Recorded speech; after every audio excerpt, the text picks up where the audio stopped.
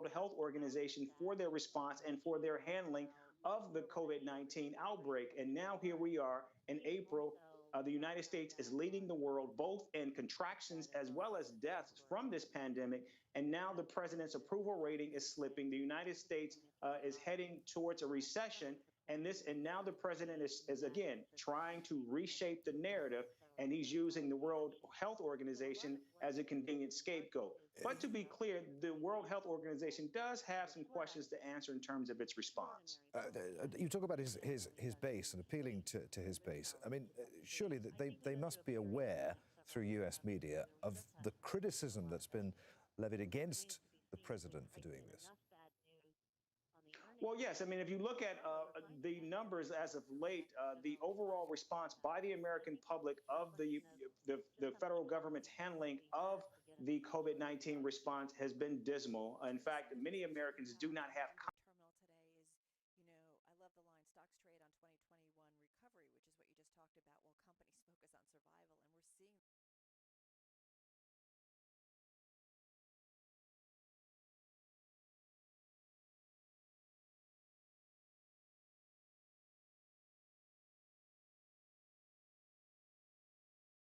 confidence in the federal government to adequately address the pandemic outbreak. In addition to that, the president's approval rating, which was at an all-time high just 3 weeks ago, has precipitously begun to drop since then. In addition to that, what we're seeing pude solucionar finalmente los problemas técnicos. Very badly to Joe Biden. Una cuenta pierde 670 y la otra va perdiendo 50. Orden enviada.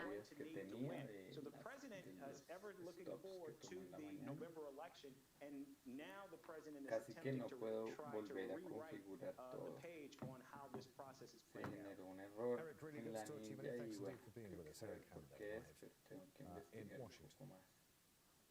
This is the News Hour from Al Jazeera. Still to come on the program. Fears that the pandemic is spreading undetected through Palestinian communities in occupied East Jerusalem. We'll take you there. Plus, how broken promises have left migrants in Calais stranded and at the mercy of the coronavirus.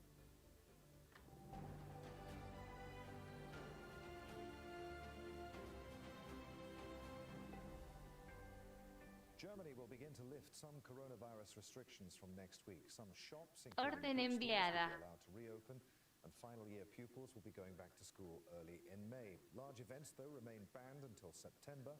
Germany has one of the lowest Orden enviada. mortality rates in the world. Live now to Berlin.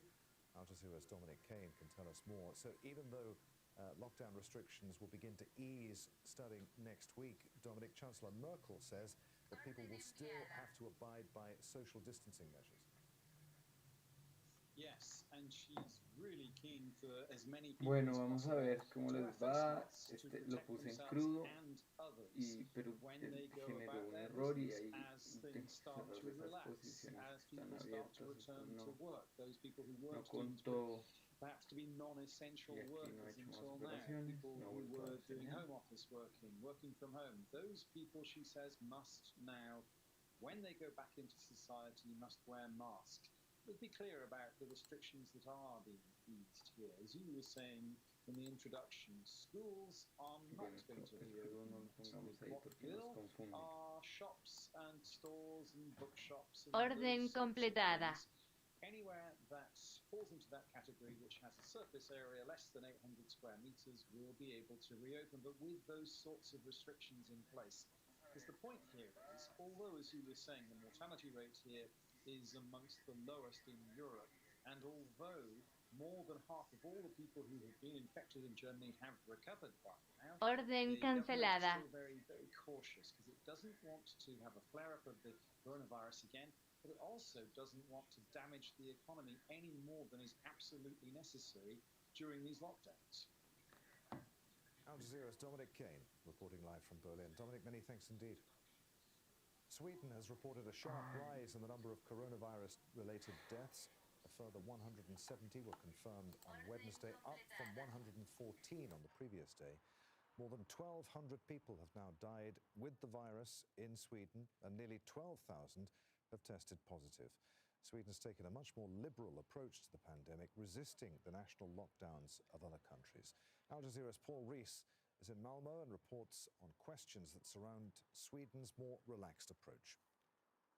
One of the concerns is that the mortality rate is twice in Sweden what it is in Denmark. The health agency says, well, they're taking a different approach that they think is sustainable, that they think will serve them better in the long term. That's based on two pillars, really. One of them is that 10 years ago here in Malmo, they had a large-scale pandemic simulation, which is largely guiding their policies this time around. And the second is based on actual experience. Pandemics have hit Sweden before. And one of the peculiarities of Sweden is that although it has population concentrations, it has a lot of isolated places as well. And in previous pandemics, those places were extremely isolated because transport wasn't what it is today. And they noticed that when the second wave of a pandemic hit, those areas were really ravaged because they hadn't had any build-up of immunity in the first wave. Now, that's no consolation for the people who've had family members, friends die now. There's more than 1,000, and Sweden has recognised it's failed to protect people properly in elderly homes, a huge number of deaths there, and also the Somali community in the Rinkeby area of Stockholm, I suppose what American viewers would see as a project, have got a very high number of deaths there. So there are people who are being badly affected. We'll only know in the coming months as other countries open up whether this more relaxed approach has been correct or not. 20 of the world's largest economies have agreed to put the debts of the globe's poorest nations on Orden hold. enviada. The G20 nations have agreed to freeze debt payments for a year and have urged private lenders to do the same. For more on this, let's join Al Jazeera's Alan Fisher, who's live for us in Virginia. Tell us more about this debt relief proposal, Alan. Well, the IMF were very keen that this go ahead. There's a couple of reasons for it. First of all, the poorest 25 countries that have Orden enviada. debts, they would be concentrating on how they're going to continue to make those payments. What the IMF wanted them to do was to forget all about that, take the money that would be spent on repaying those debts and use it to confront the COVID crisis. There's another reason for it as well. That is that some of this money can also be used to help stimulate the economies in those countries. You remember that back in January, the IMF were saying 160 countries were going to experience growth in the first quarter of the year, perhaps even into the first half. And then just yesterday, on Tuesday, they were saying, no, actually, we're going to see a contraction of around 3% in the global economy, all because of COVID. So if they can put a hold on those debts, that means that money can be diverted elsewhere into fighting the disease, but also to stimulating the economy. There's also going to be a thing called a concessionary lending. Now, what does that mean? It's a complex term, but it boils down to basically this. If I give you a concessionary loan, I'm doing it at a rate better than the banks, better than you would normally get, and perhaps even giving you a longer period to pay that back. So they're tripling the number of concessionary loans that are available to poorer countries. This, the IMF believe, is part of their concerted global approach to try and make sure, one, they can beat the virus, but two, also they can mitigate some of the economic damage that is being done because of the close downs, the shutdowns right across the globe. In broader terms, what else is the IMF doing, Alan? Well, the IMF says that they would like to see a coordinated approach when it comes to restarting the economy. They don't want countries to wall themselves off, as they have done, to protect themselves from the virus.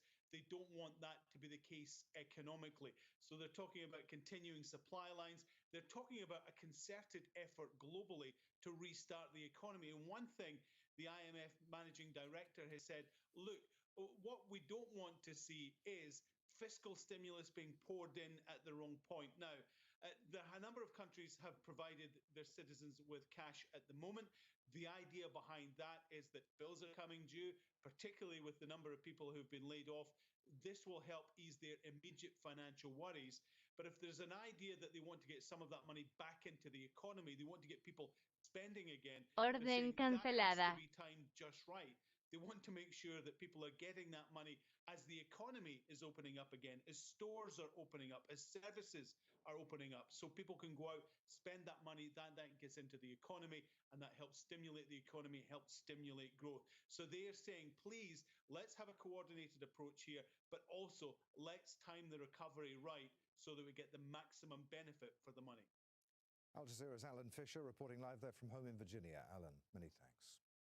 In occupied East Jerusalem, there's concern that the coronavirus is spreading through Palestinian communities undetected. The number of cases shot up this week to 41, but health workers fear that it may actually be double that figure. Harry Fawcett reports. Orden completada. In East Jerusalem, an improvised new ward has been set up. 16 beds readied to isolate patients who test positive for coronavirus. 5 patients have already been moved to other hospitals, thought to have been infected by one man visiting his father in a geriatric ward. The hospital director says the Israeli government has failed to help prepare East Jerusalem's health system to tackle the pandemic. Not enough protective equipment, only 23 ventilators between 3 hospitals serving 350,000 people. This is too little. I mean, this is why we urge our people, our population in East Jerusalem, please stay at home, because, you know, if the real serious outbreak goes out of control, there is nothing we can do. There is so little we can do. Orden enviada. Has said COVID-19 patients from East Jerusalem could be treated in the west of the city and that a major outbreak isn't expected.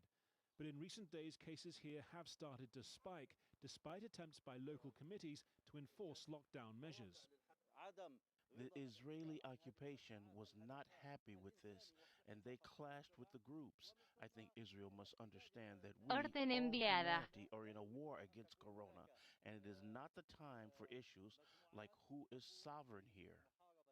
Jerusalem has the highest coronavirus numbers of any Orden city on the Israeli enviada. Health Ministry's list. It's been reported that ultra-Orthodox Jewish neighborhoods account for about 3/4 of them. Israeli officials say Palestinians have largely abided by the lockdown restrictions. They may also have been protected by a younger average age and fewer contacts with people who've been overseas.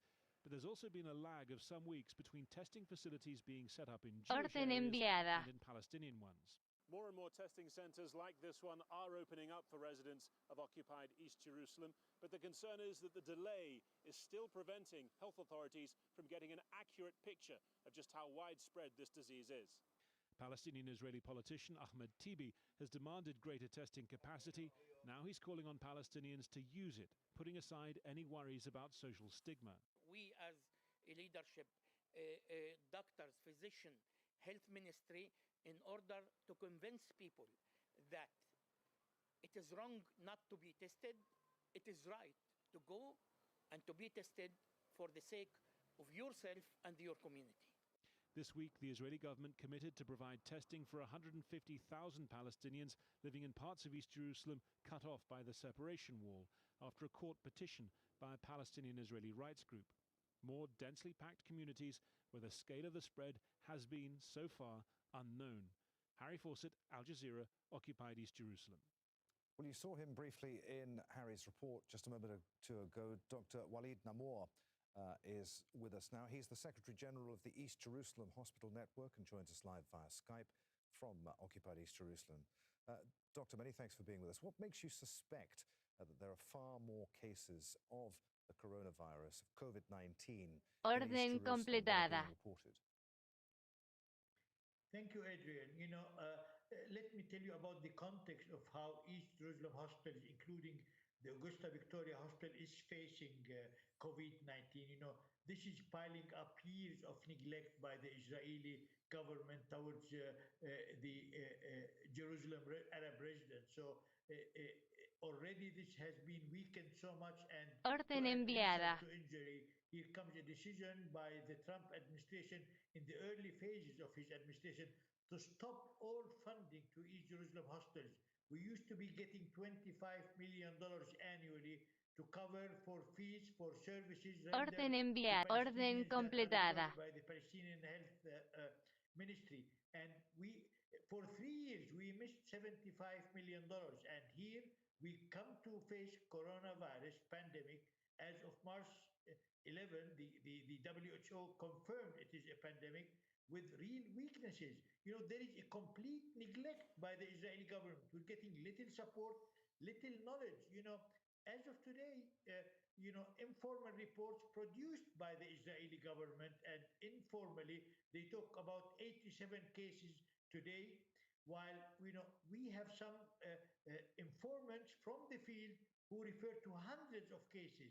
There is complete absence of information and accurate information about the prevalence of the disease. This is very bad because we cannot Orden completada. plan our services. Okay. We are coming to a time that is becoming very serious. Every day the numbers are coming to an increase. Clearly, the Israeli government is more interested in its economy rather than serving the Palestinian community of East Jerusalem. Okay. And Doctor, in that community, you have what, about 350,000 people. How many hospitals do you have to serve those people? Do you have enough personal protective equipment, enough ventilators to deal with a sustained outbreak of COVID-19? According to the guidelines that are provided by the WHO, we have probably a bit over 10% of the needed ventilators.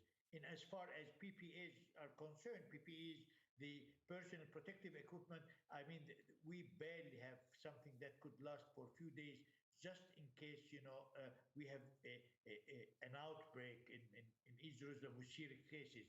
That's why we are, alarming our community to stay at home, because really we cannot. There are 3 hospitals with about 60 beds in total to serve a community of 350,000.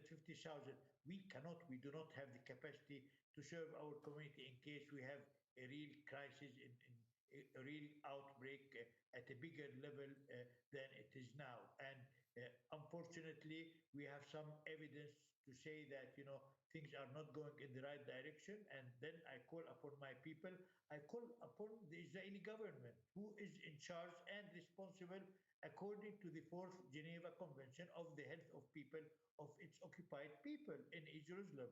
And the Israeli government is just giving a lip service to the community of Jerusalem. Doctor, really good to talk to you. We wish you well. Many thanks indeed, Dr. Walid Namour there. Thank you, Adrian. We'll get a weather update next here on the News Hour. Then we'll look behind the data to find out how different countries are working out their coronavirus fatalities. We'll explore what's driving those decisions. Plus, this would turn our detention into a death sentence because this pandemic requires social distancing. An urgent plea. Undocumented immigrants in U.S. custody call for help as virus cases spread in detention centers.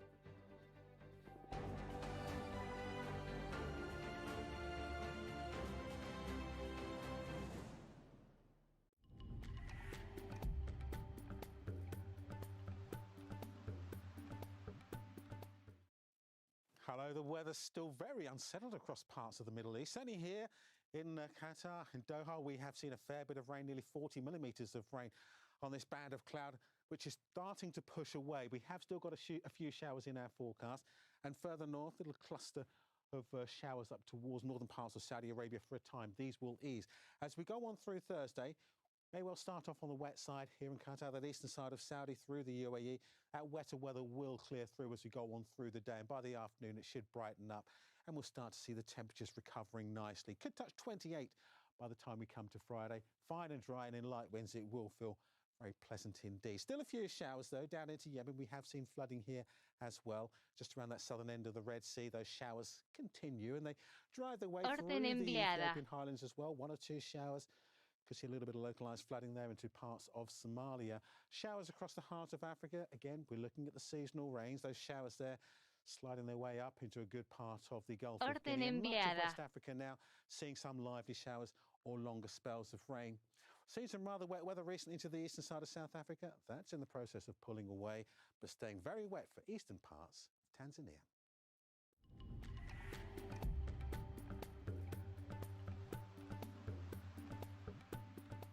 Throughout history, humankind has come together to prevail in our darkest moments. This is a moment for pretty much the opposite.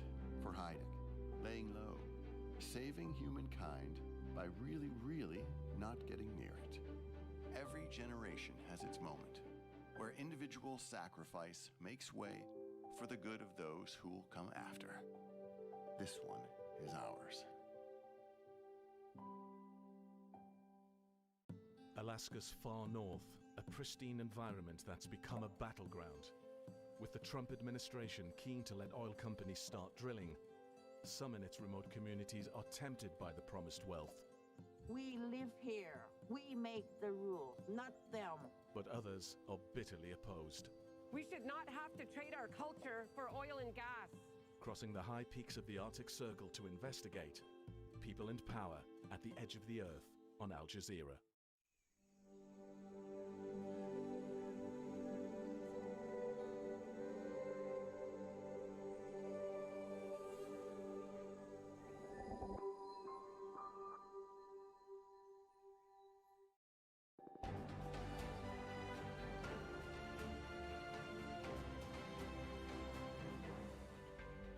It is really good to have you with us. Hope you're doing okay. Hello, Adrian Finnegan here in Doha with the news out from Al Jazeera. Our headlines: the head of the World Health Organization says he regrets a decision by US President Donald Trump to halt funding to the body.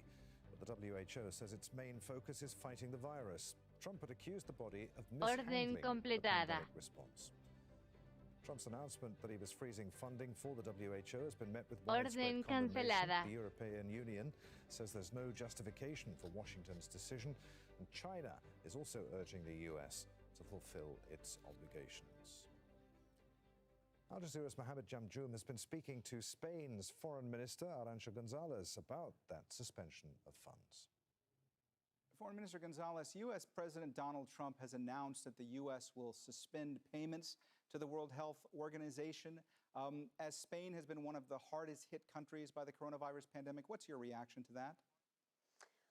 Well, we don't think that we should weaken the World Health Organization. If anything, this pandemic has told us that it's very important to strengthen the World Health Organization. For now, we should not get distracted.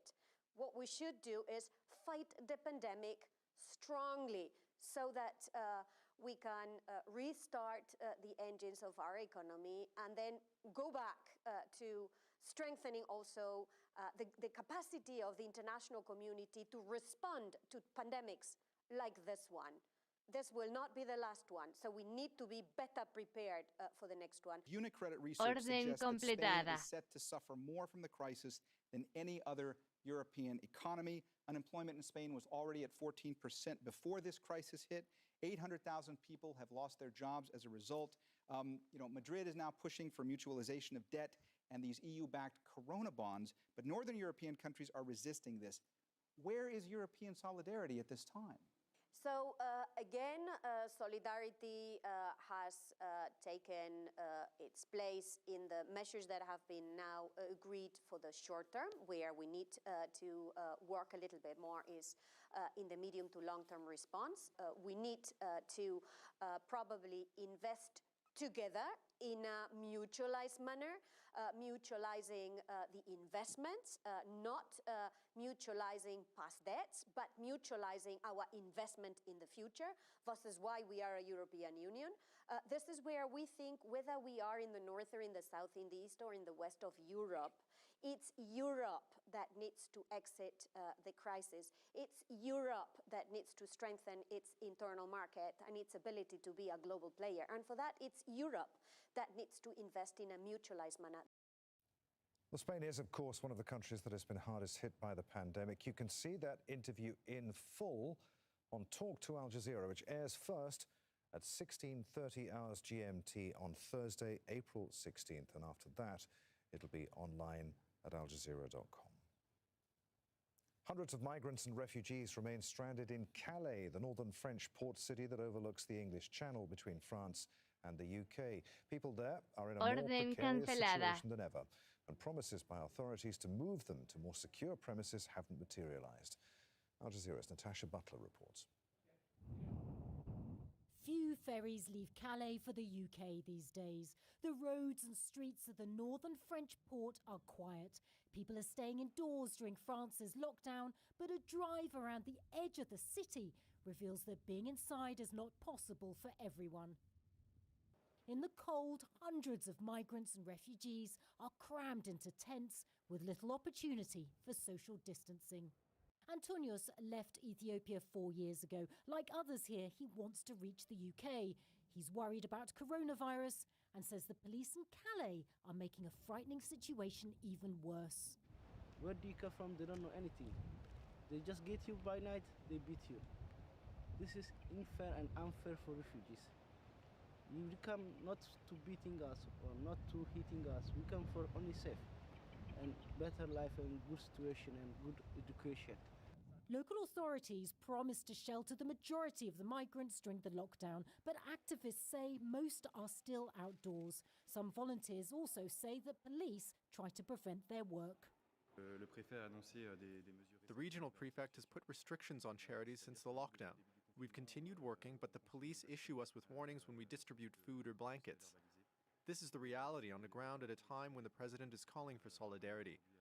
These days, officials put more effort into disrupting charity work and clearing camps than helping people who are in need. With limited resources, the volunteers have had to find creative ways to adapt to the health crisis and minimise risk. We've had to change our distribution method to reduce the amount of contact we have with people, wearing protective equipment that we're able to remove when we come back, that's all washable. The van's fitted with hand washing stations so we can keep washing our hands and cleaning the wheelbarrows that we take the wood out to people throughout the distribution to try and make sure that everything's as clean and as sanitary as possible. Charity workers across France have called on the United Nations to urge the French government to do more to uphold the rights of migrants and refugees in Calais and protect them against the coronavirus pandemic. On a national level, we've seen strict measures. Schools, cafes, shops closed, people confined indoors. But here, there are 1,200 people living in terrible conditions. Are these people immune to the coronavirus? No, they have the same right as everybody else to be protected against the virus, and that's what we're demanding. At least 2 cases of coronavirus have been detected among migrants in Calais. Activists say there could be many more. Emmanuel Macron has urged people around the country to stay home to protect the most vulnerable. Few could be more vulnerable than those who fled conflict and poverty and are forced to rely on handouts and sleep in the cold. Natasha Butler, Al Jazeera, Angoulême, France. The coronavirus appears to be spreading fast in Russia. More than 3,300 new cases have been reported, bringing the total now to nearly 25,000. At least 198 people have died. Moscow has launched a system of travel permits as it desperately tries to slow the spread, but it created massive delays on public transport on Wednesday, causing long queues. Al Jazeera's Oksana Brown is in Moscow and says that people there are upset with the new restrictions. Moscow is the worst hit in Russia among all the other cities. We have 25,000 cases registered around across the country, and Moscow is the worst hit with almost 15,000 cases. Now, doctors don't cope. Moscow authorities already saying that they're running out of beds. So they implemented this tough measures of QR codes, which basically people need to apply for if you want to use any type of public transport or personal transport.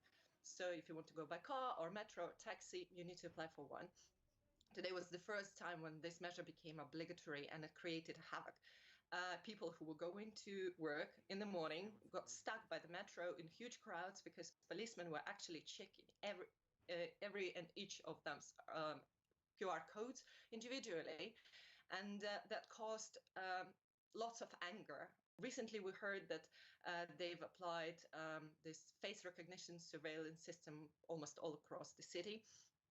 And now they are offering these new QR codes, which people are a bit confused with and struggling to use because yesterday, about 900,000 of them, when the system was tested, were cancelled because people just put in wrong information or fake data. And of course, lots of activists and many people are worried about how this will be in the long term after this coronavirus evaporates, if the government will just have tougher grip on the society. Let's pause for a moment to take a look at the global situation in numbers. Confirmed cases have now risen past 2 million, according to the Johns Hopkins count.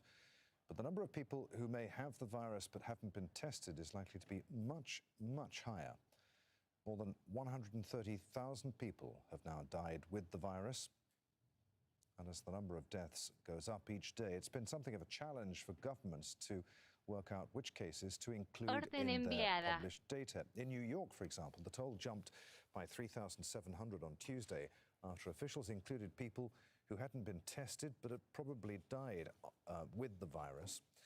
In England and Wales, the daily figure is only for hospital deaths. It doesn't include fatalities in care homes, in hospices, or at home. Orden cancelada. To more than 10,000 after they'd started counting the elderly Orden who died in completada. nursing homes this month. China's been accused of underreporting its numbers. Critics say that tens of thousands more could have died there.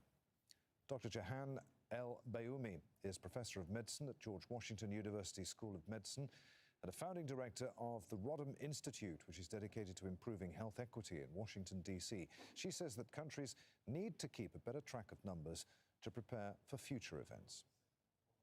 We are not really counting the people who are dying in the nursing home. Don't forget the homeless. Don't forget undocumented immigrants who are afraid for a variety of reasons to actually access the system. You don't necessarily know that they have COVID-19, right? Because they're not being tested. So we speculate just because of their clinical presentation. I think, you know, you can speculate that there may be some nefarious reasons to make the counts look low.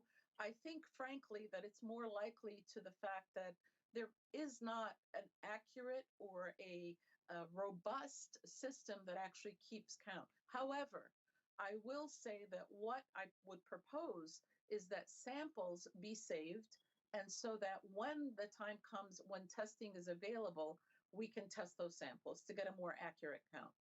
You are talking in the future about public health allocations, restarting the pandemic workforce, right? The task force, rather.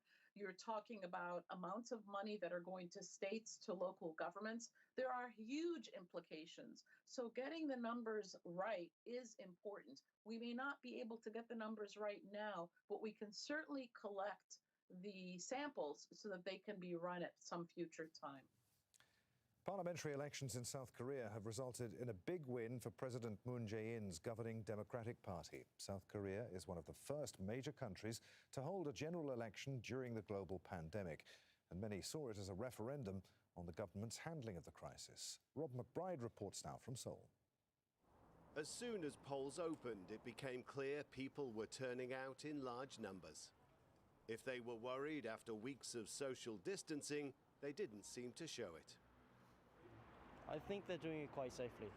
I think they're taking measurements and they're doing it quite right. Koreans and people around the world are equally concerned, but we shouldn't cancel. We should hold elections regardless. 2 days of early voting last week saw record numbers of voters, including coronavirus patients, able to vote in specially segregated polling stations. Special arrangements are also being made for the thousands of South Koreans currently in self-quarantine to leave their homes and vote, so long as they're not showing symptoms. At the end of regular polling, some stations are being kept open just for them. This outbreak has changed the way candidates campaign and what they're campaigning on. The issue of North Korea has been significant in all elections until now. Tae Yong-ho used to be the North Korean deputy ambassador in London until his defection, and has now won election in South Korea's most affluent district, Gangnam. Everything is buried by the COVID-19 outbreak, and North Korean issues, national security issues, are no exceptions to this current situation. The leader of a minority opposition party, Ang Chol-soo, a medical doctor by training, volunteered to help out in the Daegu epicenter for 2 weeks, and his party's popularity has improved.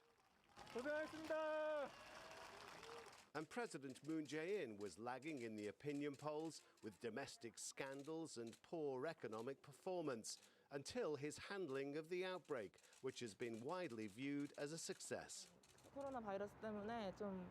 I got more interested in this election because of coronavirus, and I'm looking at how politicians are responding to it. President Moon has handled the outbreak well. I'll vote accordingly. A majority of the electorate, it seems, agreed. This ballot giving Moon's governing Democratic Party a convincing win and giving South Koreans a further milestone in the long struggle back to normal life. Rob McBride, Al Jazeera, Seoul. In Bangladesh, hundreds of garment workers blocked a highway demanding that their salaries be paid after international clients cancelled orders. The workers in the capital Dhaka and elsewhere say that they haven't been paid in months. Bangladesh's garment industry employs 4 million people. The Exporters Association says that more than 900 million orders have been cancelled or held up.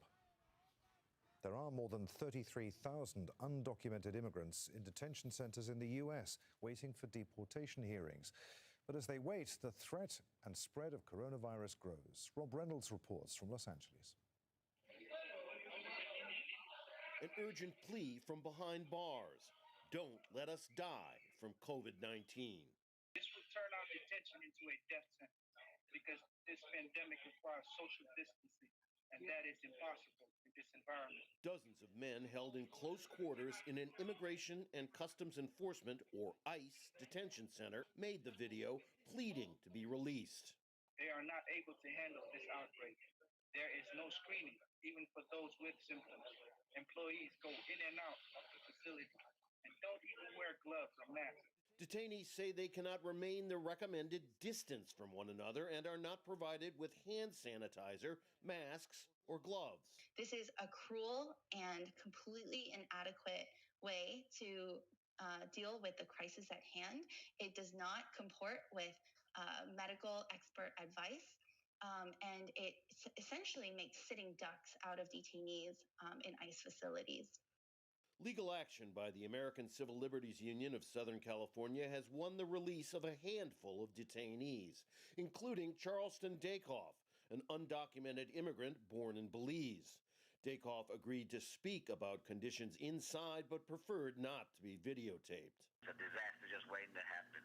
Everybody is terrified.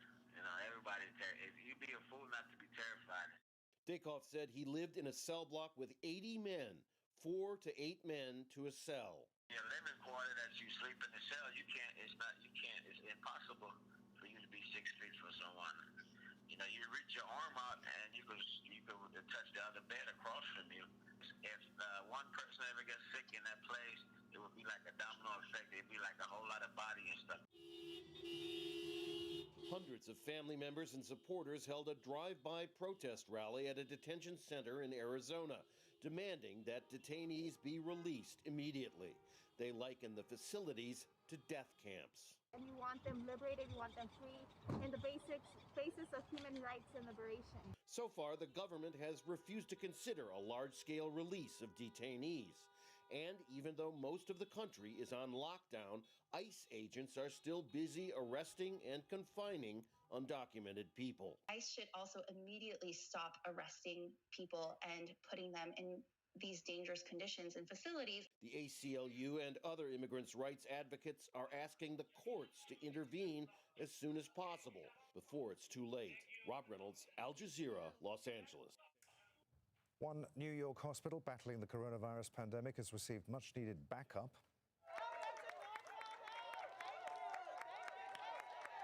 46 nurses who came from across the US were given a surprise welcome by staff at Northwell Health, the city's largest healthcare provider. They're training to help treat COVID-19 patients. I just feel like this is a calling that I felt several weeks ago. I left family, kids, grandchildren behind to come up and help these people that need our help.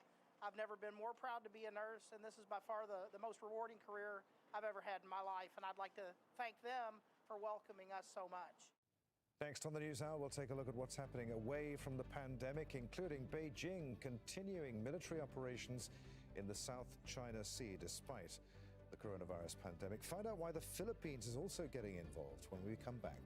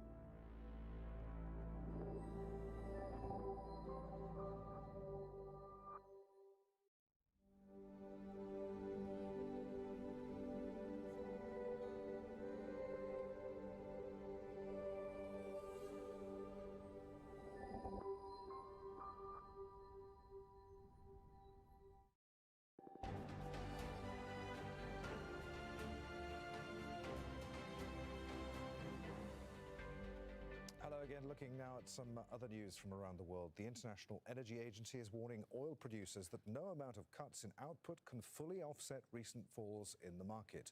The agency has forecast a drop in demand of 9.3 million barrels a day, and it says oil demand for April will fall to a 25-year low.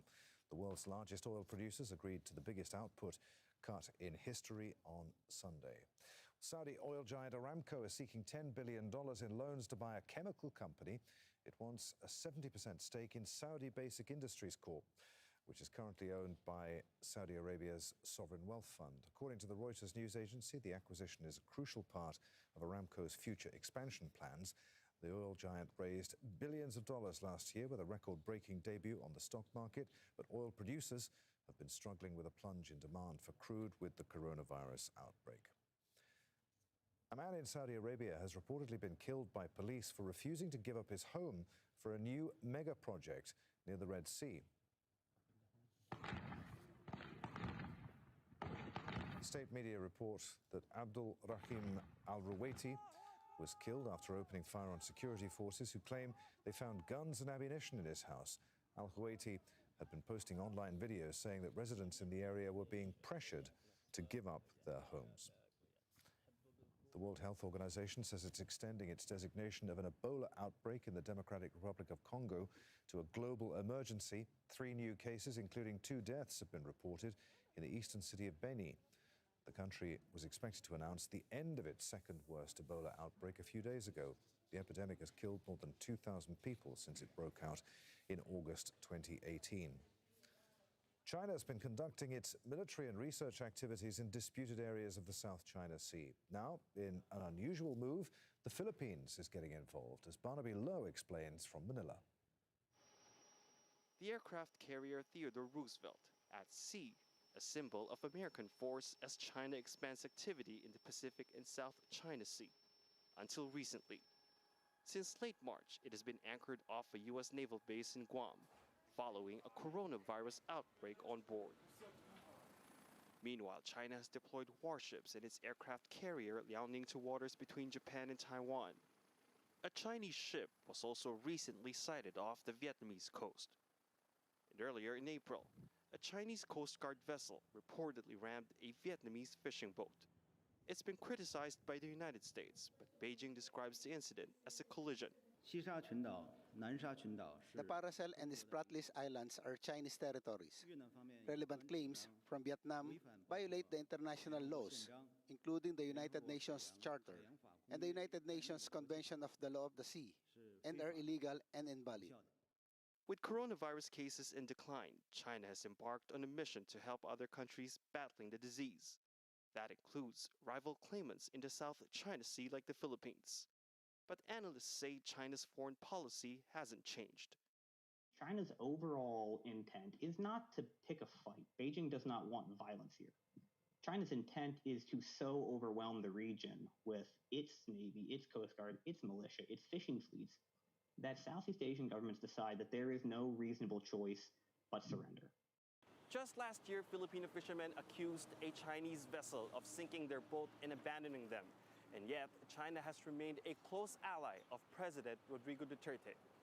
But in a statement supporting Vietnam, the Philippine government reminded China that with the threat of COVID-19, what is needed most is unity and mutual trust.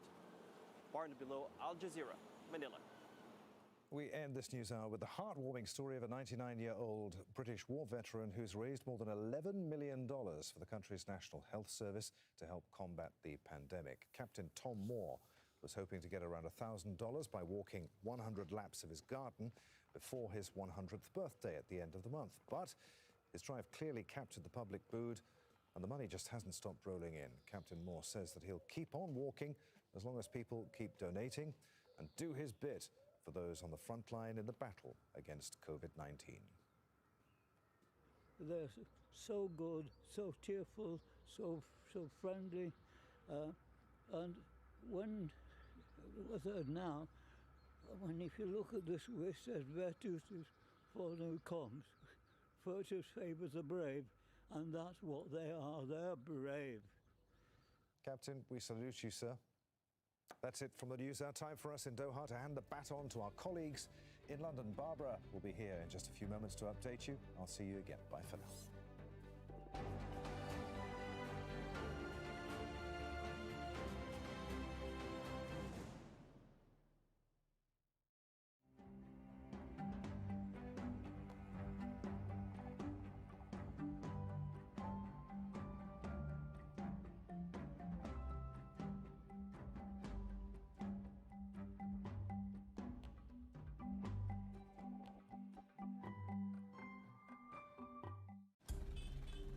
Seen as a burden, countless babies are aborted in India simply for being girls. But amidst fierce resistance, even from her own patients, a fearless midwife has adopted the cause of challenging deeply ingrained traditions and terminating this modern-day feticide. The Daughter Tree. Witness on Al Jazeera. Explaining Trump's policy towards Africa. It's the challenging mission set to Secretary of State Mike Pompeo on a 5-day visit to the continent. The visit comes after the White House announced a travel ban on 4 African nations and a withdrawal of troops from West Africa. I think it just demonstrates the fact that Africa isn't a priority for the US and for Trump administration. Despite Trump's travel ban being extended at the end of February to take in 4 African countries, including Nigeria, the continent's biggest economy, Pompeo insisted that the US is open for business. Take the worst possible material, uranium, grind it into dust comparable to flour, and make a hill out of it, and put it into a place where people live. That is a colossally bad idea. She's blind. So many people are sick here. This is a Orden enviada. What does it make you feel? It makes me feel like a murderer. We have created an enormous environmental disaster. An investigation. South Africa, Toxic City, on Al Jazeera.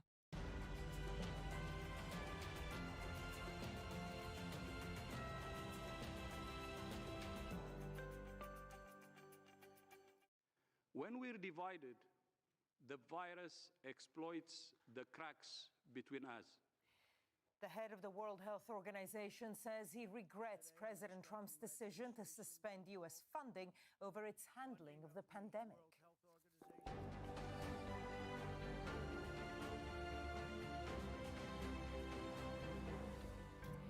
Hello, I'm Barbara Sarah. You're watching Al Jazeera live from London. Also coming up on the program, the EU's top leaders call for member states to work together on easing their lockdowns. Orden enviada. Too fast could be devastating. Moscow to review its new digital travel permit system after long queues and crowds formed at metro stations.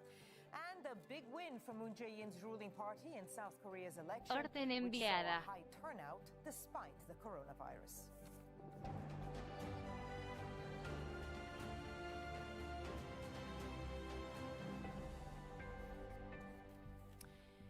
Hello, thank you for joining us. The head of the World Health Organization says he regrets the U.S. president's decision to suspend funding for the agency over its handling of the coronavirus pandemic.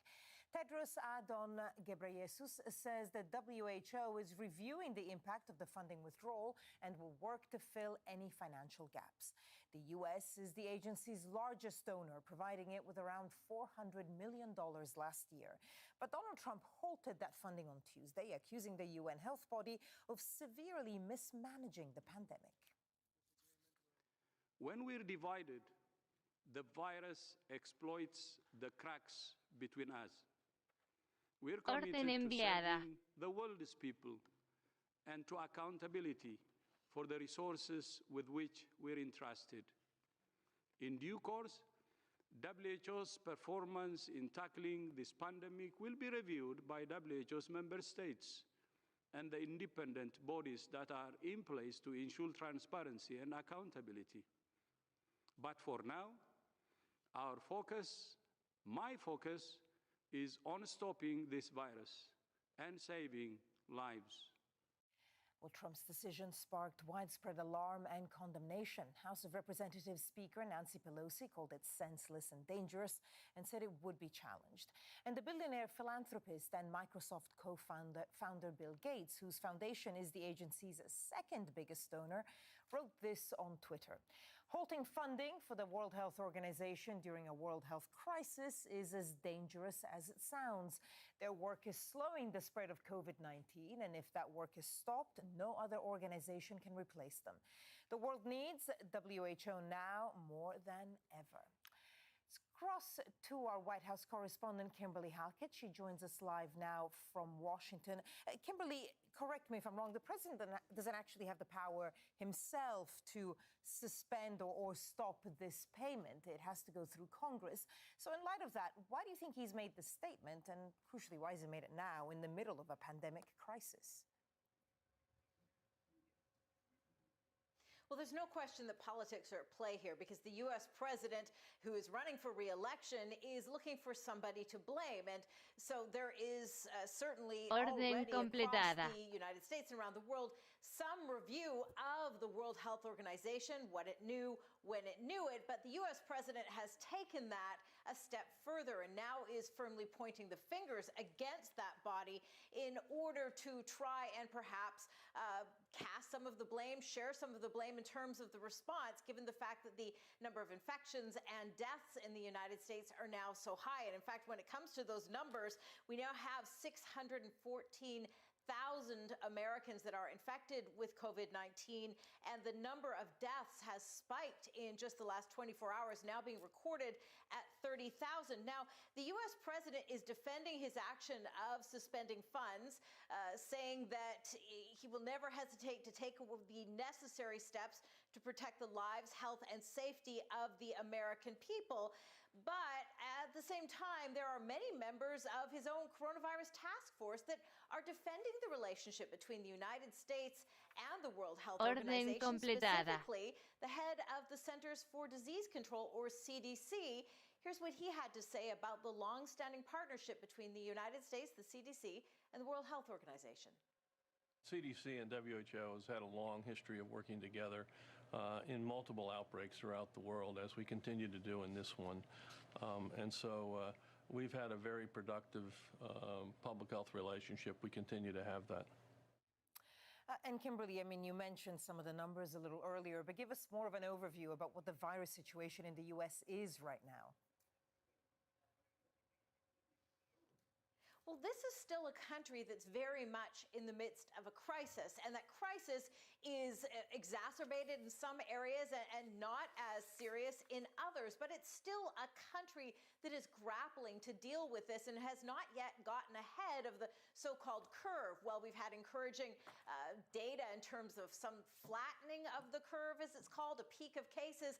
The country is still very much in the midst of combating this disease, and we see it manifesting all around the country, whether it's here in Washington, D.C., where I am, where the mayor has just extended the stay-at-home order for another month. That means schools are closed, only non-essential businesses only essential businesses are allowed to remain open. But essentially, this city is shut down. This is the nation's capital. And then you have further north in Michigan, you have demonstrations going on there, people unhappy with the stay-at-home orders there, feeling that they're somewhat arbitrary. In New York City, which has been the epicenter of this outbreak for some time, in the last couple of weeks, the governor there, Andrew Cuomo, is saying that people cannot leave the house now without facial coverings. And then you have the economic impacts, because we're already looking ahead to less than 24 hours from now when we know we're going to get those tough unemployment numbers coming out again, and we know that it is not going to be good. In fact, we're hearing already that the numbers could be above 22 million Americans now that have lost their jobs overnight as a result of coronavirus. So in the midst of all this crisis, we know the U.S. president is working very hard to potentially try and reopen the economy. But again, it's not going to be the flick of a light switch, as one of our top infectious disease specialists, Anthony Fauci, has said. In fact, just the opposite, that this is going to happen slowly and more rapidly in certain parts of the country, given the fact that this country is still battling COVID-19. Kimberly Halkett with the latest in Washington. Kimberly, thank you. And for the first time, a U.S. president's name will be printed on federal relief checks. Millions of Americans are receiving $1,200 as part of a stimulus package to boost the economy during the pandemic. Many will get a direct deposit into their bank account, but those receiving paper checks will see President Donald J. Trump printed on the left-hand side. U.S. Treasury officials have denied reports the distribution of the checks was delayed because Trump wanted his name on them. Well, in other developments, 20 of the world's largest economies have agreed to put the debts of the poorest countries on hold. The G20 nations agreed to freeze debt payments for a year and urged private lenders to do the same. Top EU leaders are urging member states to work together on gradually easing lockdown measures. The European Commission has warned that moving too quickly could have devastating effects. Sweden appears to be paying the price for its softer approach to the virus. Its death toll has jumped sharply in the past few days to 1,203. 170 deaths were reported on Wednesday. That's up from 114 the previous day. And as cases rise in Russia, the launch of digital travel permits to help police the lockdown has caused long queues and crowds at Moscow metro stations. Here's Paul Brennan. When COVID-19 hit Europe, its member countries divided along national lines, creating a patchwork response. Strict lockdowns in some, more relaxed and open in others. The disunity prompted many to question the very relevance and future of the European Union project. And so the question of when and how to consider lifting those restrictions is problematic. Italy, Spain, Austria, Finland and Denmark have this week begun the tentative path to normality. At EU headquarters in Brussels, the Commission President wants the European Union to set the pace, and she warned that in the Union's borderless member area, that piecemeal strategy will undermine even mundane tasks. We will not want to have people moving from one member state to the next member state to use the shopping opportunity. And therefore, it is very important that the coordination between neighboring member states is an excellent one. Good neighbors speak with each other. In Spain, the number of new deaths fell slightly again on Wednesday, and some sectors are reopening. But the country still has one of the toughest lockdowns in the EU. And in the first parliamentary session since controls were first imposed, there was a heated debate about exit strategy. 47 million Spaniards have been confined for a month without any hope, other than 2 more weeks of lockdown, because you are incapable of carrying out a plan for mass testing to normalise the situation. The confinement measures are working because we began with a daily infection rate of 35%, and today we're at 3%. And that's also a consequence of increasing the number of tests. So we're taking tough measures that are effective, they're protecting and saving lives, and they're benefiting Spaniards regardless of where they live. Russia's virus outbreak is still very much on an upward trajectory, and restrictions got even tighter on Wednesday, creating traffic gridlock around the capital, Moscow. With very few exceptions, anyone outdoors now needs a permit in the form of a machine-readable QR code. But with security officers having to check each one manually, big crowds built up at the entrances to Moscow's metro stations, making a nonsense of the intended strategy of social distancing and limiting movement. On social media, the city's mayor said he had intervened to prevent such scenes being repeated, all of which risks losing sight of the ongoing struggle of medical staff and their stricken patients. Orden With more cancelada. than 85,000 deaths and rising, Europe remains the world's worst-hit region in terms of coronavirus fatalities. Paul Brennan, Al Jazeera. Well, as we mentioned a little earlier, the death toll has risen again sharply in Sweden, which has taken a much softer approach to tackling the virus. A further 170 deaths were confirmed on Wednesday. That's up from 114 the previous day and much lower figures at the weekend. More than 1,200 people have now died from the virus in the country, and nearly 12,000 have tested positive. Orden Sweden has enviada. come under increasing criticism for resisting the lockdown measures adopted by other European countries. Well, Paul Rees is in Malmö, and he explains how the government is responding to that criticism. Today they've, as you say, reported the greatest new number of deaths since this crisis began, 170. However, they say that this is exaggerated because There was a lower number reported over the Easter weekend. In fact, opposite to it being the greatest number of deaths, they say the level is actually going down. But they are coming in from a great deal of criticism. One of their harshest critics has said today that the only way to undo the damage of what she's calling a high-risk social experiment is to immediately put Stockholm in lockdown. What the health agency would say is that, okay, we are mainly recommending things, but people are generally following them. People are working from home in great numbers. People are holding social distance. People are not visiting elderly relatives.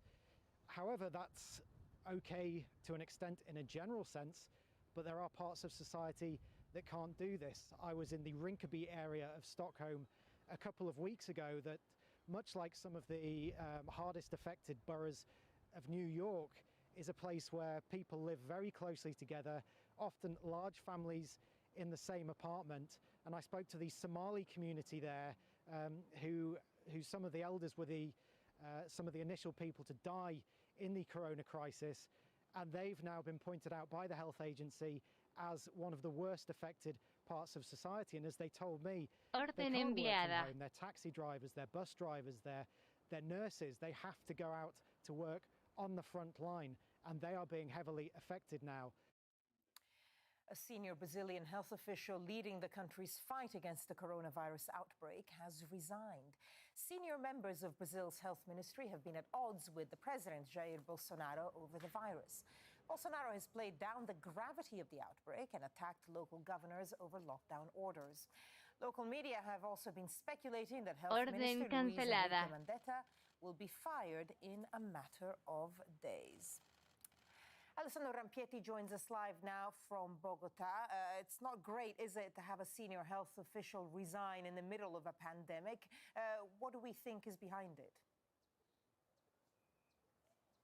Orden completada. Definitely Barbara Vanderson, and especially this official, Vanderson de Oliveira, was the man who had been leading the task against the coronavirus in Brazil, the man who designed practically all the measures that have been introduced by the Brazilian government, and also a very trusted man of the Minister of Health, Mandetta. He was seen every day sitting next to him in the daily briefings, but he was also openly criticizing the president inside the minister for the fact, as you were saying in your introduction, that Jair Bolsonaro has been minimizing the impact of this crisis, playing down the risks that coronavirus brings to Brazil, saying that he still thinks that the country should be reopened. And we understand that after his resignation, De Oliveira sent an email to a number of his aides saying that it's clear at this point that Bolsonaro will indeed sack the Minister of Health at some point this week, and that he wanted to start preparing himself and his team to leave together with the minister. Now, the minister and Bolsonaro have been at odds for a week, very publicly, about the fact that the minister is insisting that stringent restrictions need to be put in place. They have been put in place in a number of regions across Brazil, but not nationwide. And we understand that Bolsonaro is seriously considering now to sack him at some point in the coming days. And Mandetta himself also has been speaking to a number of people in his minister, saying, though, that he'll remain in place until somebody to take his place will be found by the president, just because having this kind of crisis in the middle of a pandemic could be very dangerous in a country that it's already at the center of the spread in Latin America, with more than 25,000 cases and 1,500 people that have died already. Meanwhile, going to Colombia, where of course you're speaking to us from the government there, said it will send 4,000 older and weaker inmates to home detention to try to contain the spread in prisons after 2 inmates died in the past days. We've seen in other countries struck by COVID-19 how prisons have often been the focal point as well of contagion. What reaction has there been in Colombia to this decision by the government? Well, it was a decision that was expected. It's coming not only after 2 inmates have died in past days, but it's also coming almost a month after some of the worst riots that Colombia has ever seen inside prisons, in particular here in the capital, Bogotá, in La Modelo male prison. 23 inmates died, 83 people were wounded during those riots, which showed just how bad overcrowding is in prisons, not only here in Bogotá, but across the country. So there were expectations for a decision to come from the government. There were talks for up to 15,000 inmates to be released or sent to home detention. Finally, the government decided that this will be for only 4,000 of them for at least 6 months, at least for now. But this is definitely something that was expected inside the prisons, where tensions remain high, fearing a possible spread of the COVID-19 disease. Alessandro Rampieti live from Bogotá. Alessandro, thank you. Still to come in this half hour, trying to find the truth in occupied East Jerusalem, why coronavirus infection numbers could be twice the published rate. Plus, Notre Dame's great bell rings out again a year after the French cathedral was devastated by a fire.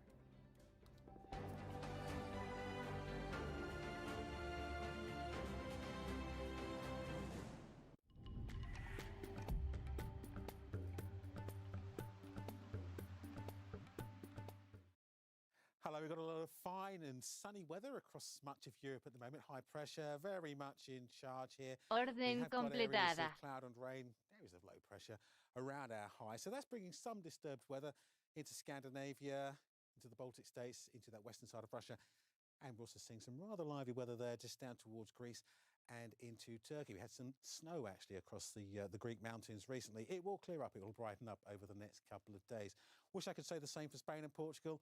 This area of low pressure here, that's going to continue bringing some wet weather in as we go on through Thursday and indeed into Friday. Further north, it's generally fine and dry. Some warm sunshine around Paris, 23 Celsius or 20 in London. That's not too bad. Central parts, 23 Celsius there for Vienna.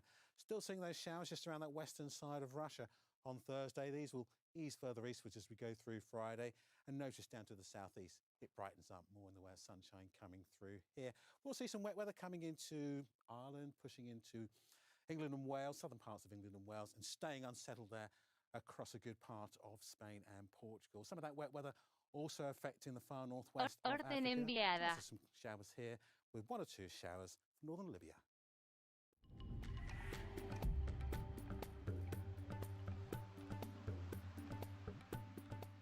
Join the global conversation. You pop the bubble so that people can expand their brains and maybe have a different view. This is a dialogue. Women in Cambodia are, in fact, selling their hair. We don't know how much they're getting paid for it. It's hard to track. It's hard to trace. Everyone has a voice. Tell us what you think, and your conversation could be right here in the stream. We need to step away from Orden shaming people for enviada. not necessarily being perfect. This is a journey of progression, not perfection. On Al Jazeera.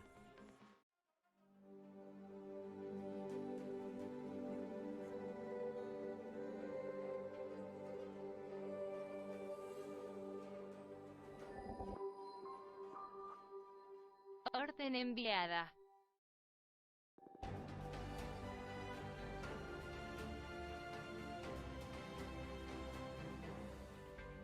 A reminder now of the top stories on Al Jazeera. The head of the World Health Organization says he regrets Donald Trump's decision to suspend U.S. funding for the agency over its handling of the coronavirus pandemic.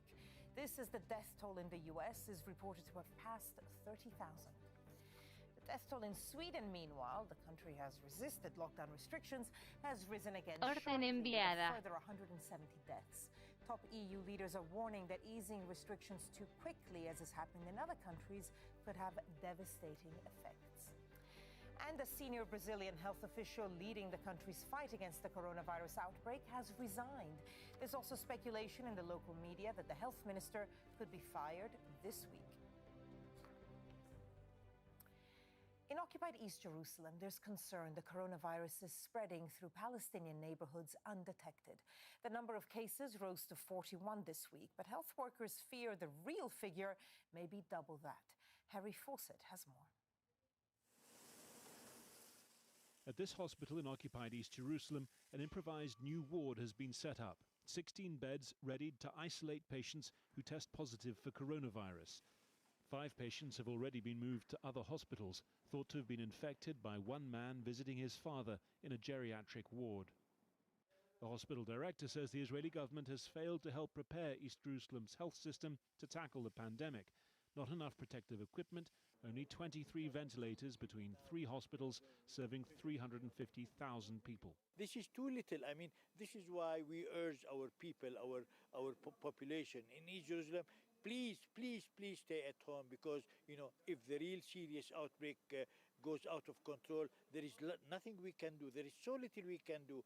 The Israeli Health Ministry has said COVID-19 patients from East Jerusalem could be treated in the west of the city and that a major outbreak isn't expected. But in recent days, cases here have started to spike, despite attempts by local committees to enforce lockdown measures. The Israeli occupation was not happy with this, and they clashed with the groups. I think Israel must understand that we, all humanity, are in a war against corona, and it is not the time for issues like who is sovereign here. Jerusalem has the highest coronavirus numbers of any city on the Israeli Health Ministry's list. It's been reported that ultra-Orthodox Jewish neighborhoods account for about 3/4 of them. Israeli officials say Palestinians have largely abided by the lockdown restrictions. They may also have been protected by a younger average age and fewer contacts with people who've been overseas. But there's also been a lag of some weeks between testing facilities being set up in Jewish areas and in Palestinian ones. More and more testing centers like this one are opening up for residents of occupied East Jerusalem, but the concern is that the delay is still preventing health authorities from getting an accurate picture of just how widespread this disease is. Palestinian-Israeli politician Ahmed Tibi has demanded greater testing capacity. Now he's calling on Palestinians to use it, putting aside any worries about social stigma. We as a leadership, doctors, physicians, health ministry, in order to convince people that it is wrong not to be tested, it is right to go and to be tested for the sake of yourself and your community. This week, the Israeli government committed to provide testing for 150,000 Palestinians living in parts of East Jerusalem cut off by the separation wall after a court petition by a Palestinian-Israeli rights group. More densely packed communities where the scale of the spread has been, so far, unknown. Harry Fawcett, Al Jazeera, occupied East Jerusalem. The Israeli Prime Minister Benjamin Netanyahu and his main rival Benny Gantz are less than 2 hours away from their deadline to form a coalition government. The two were supposed to finalize an agreement on Monday, but asked the Israeli president for an extension to complete the talks. Both have expressed a desire to secure a coalition as the coronavirus crisis in Israel is worsening. If they can't form one, Israel could face its 4th election in 18 months. South Korea's parliamentary election, meanwhile, has resulted in a big win for the governing Democratic Party and even a high voter turnout. It's one of the first countries to hold an election during the pandemic, and many see it as a referendum on the government's handling of the crisis. Rog McBride reports now from Seoul. As soon as polls opened, it became clear people were turning out in large numbers. If they were worried after weeks of social distancing, they didn't seem to show it. I think they're doing it quite safely. I think they're taking measurements and they're doing it quite right. Koreans and people around the world are equally concerned, but we shouldn't cancel. We should hold elections regardless. 2 days of early voting last week saw record numbers of voters, including coronavirus patients, able to vote in specially segregated polling stations. Special arrangements are also being made for the thousands of South Koreans currently in self-quarantine to leave their homes and vote, so long as they're not showing symptoms. At the end of regular polling, some stations are being kept open just for them. This outbreak has changed the way candidates campaign and what they're campaigning Orden on. enviada. The issue of North Korea has been significant in all elections until now. Tae Yong-ho used to be the North Korean deputy ambassador in London until his defection, and has now won election in South Korea's most affluent district, Gangnam. Everything is buried by the COVID-19 outbreak, and North Korean issues, national security issues, are no exceptions to this current situation. The leader of a minority opposition party, Ang Chol-soo, a medical doctor by training, volunteered to help out in the Daegu epicenter for 2 weeks, and his party's popularity has improved. And President Moon Jae-in was lagging in the opinion polls with domestic scandals and poor economic performance until his handling of the outbreak, which has been widely viewed as a success. I got more interested in this election because of coronavirus, and I'm looking at how politicians are responding to it.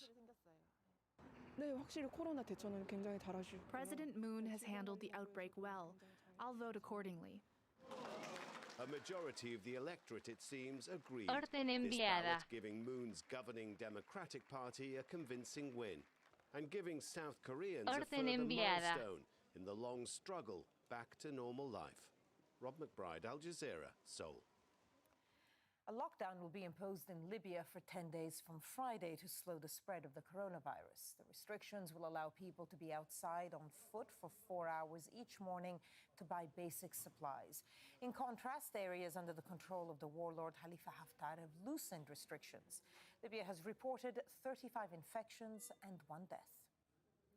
Orden completada. Investigators have released dramatic new video of a deadly plane crash that happened Orden almost a year completada. ago. Orden The plane had enviada. to make an emergency landing at Moscow's Sheremetyevo airport in May 2019, only 30 minutes after taking off. Flames quickly engulfed the airliner, killing 41 of the 78 people on board. The video has been published as part of a criminal investigation. The great bell in Paris's Notre-Dame Cathedral has rung out again a year after a devastating fire. It sounded on Wednesday to mark the resilience of the building and of the French people battling the coronavirus pandemic. Much of the 850-year-old cathedral was destroyed in a fire last year, including its roof and iconic bell towers.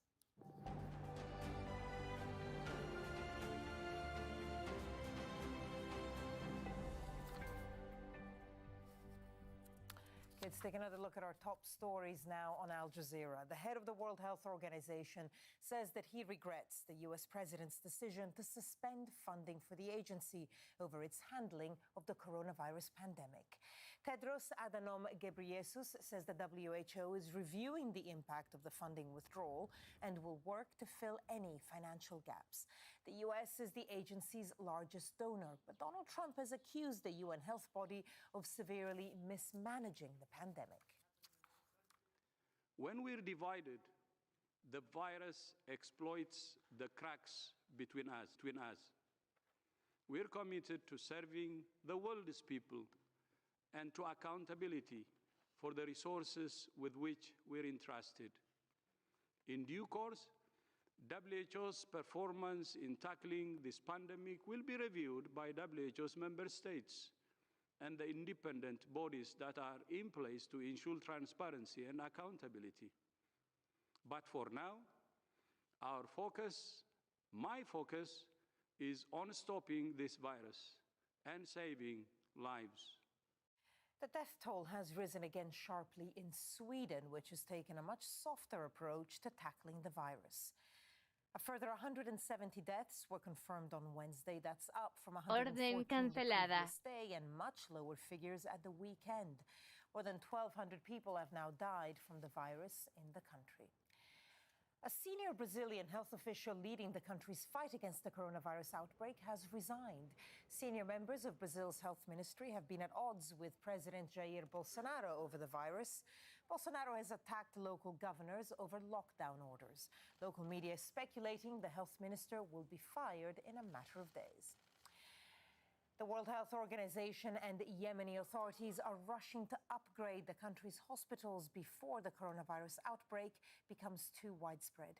Yemen only has one confirmed case so far, but with little testing, there are fears the real number could be much higher. Those are the top stories. The stream is coming up next. I'll have more news for you in half an hour. Thanks for watching. Bye-bye.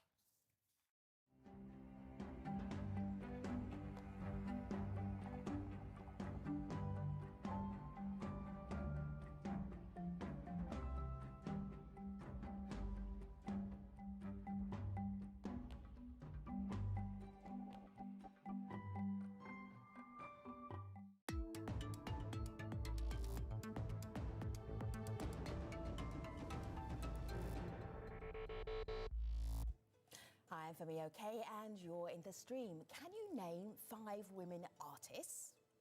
Most people can't, but museums around the world are working to change that. You can share your thoughts on why representation matters in our live YouTube chat or on Twitter.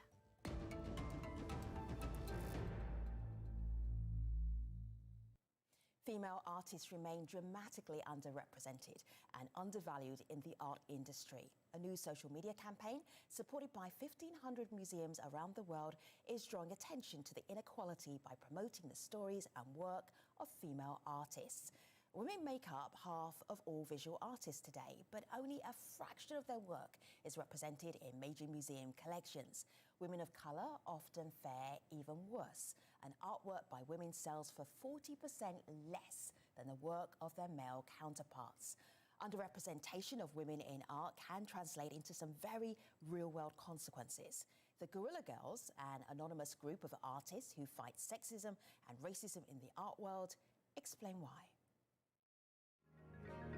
If art is a record of culture, and the art doesn't look like the culture, and the art is told only through the works of white males, that's basically what it is. It's the history of patriarchy, not the history of who we are.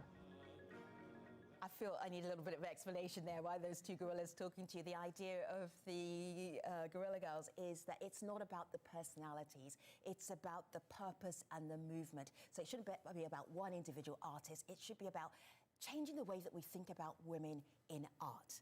Having said that, joining us in our studio to discuss women in art, Mertice Badola, the founding director of Gallery Mertice in Baltimore, Maryland. Also with us, Ida Molina, a contemporary artist and photographer. Ida is based in Ethiopia, but she joins us today from Ivory Coast.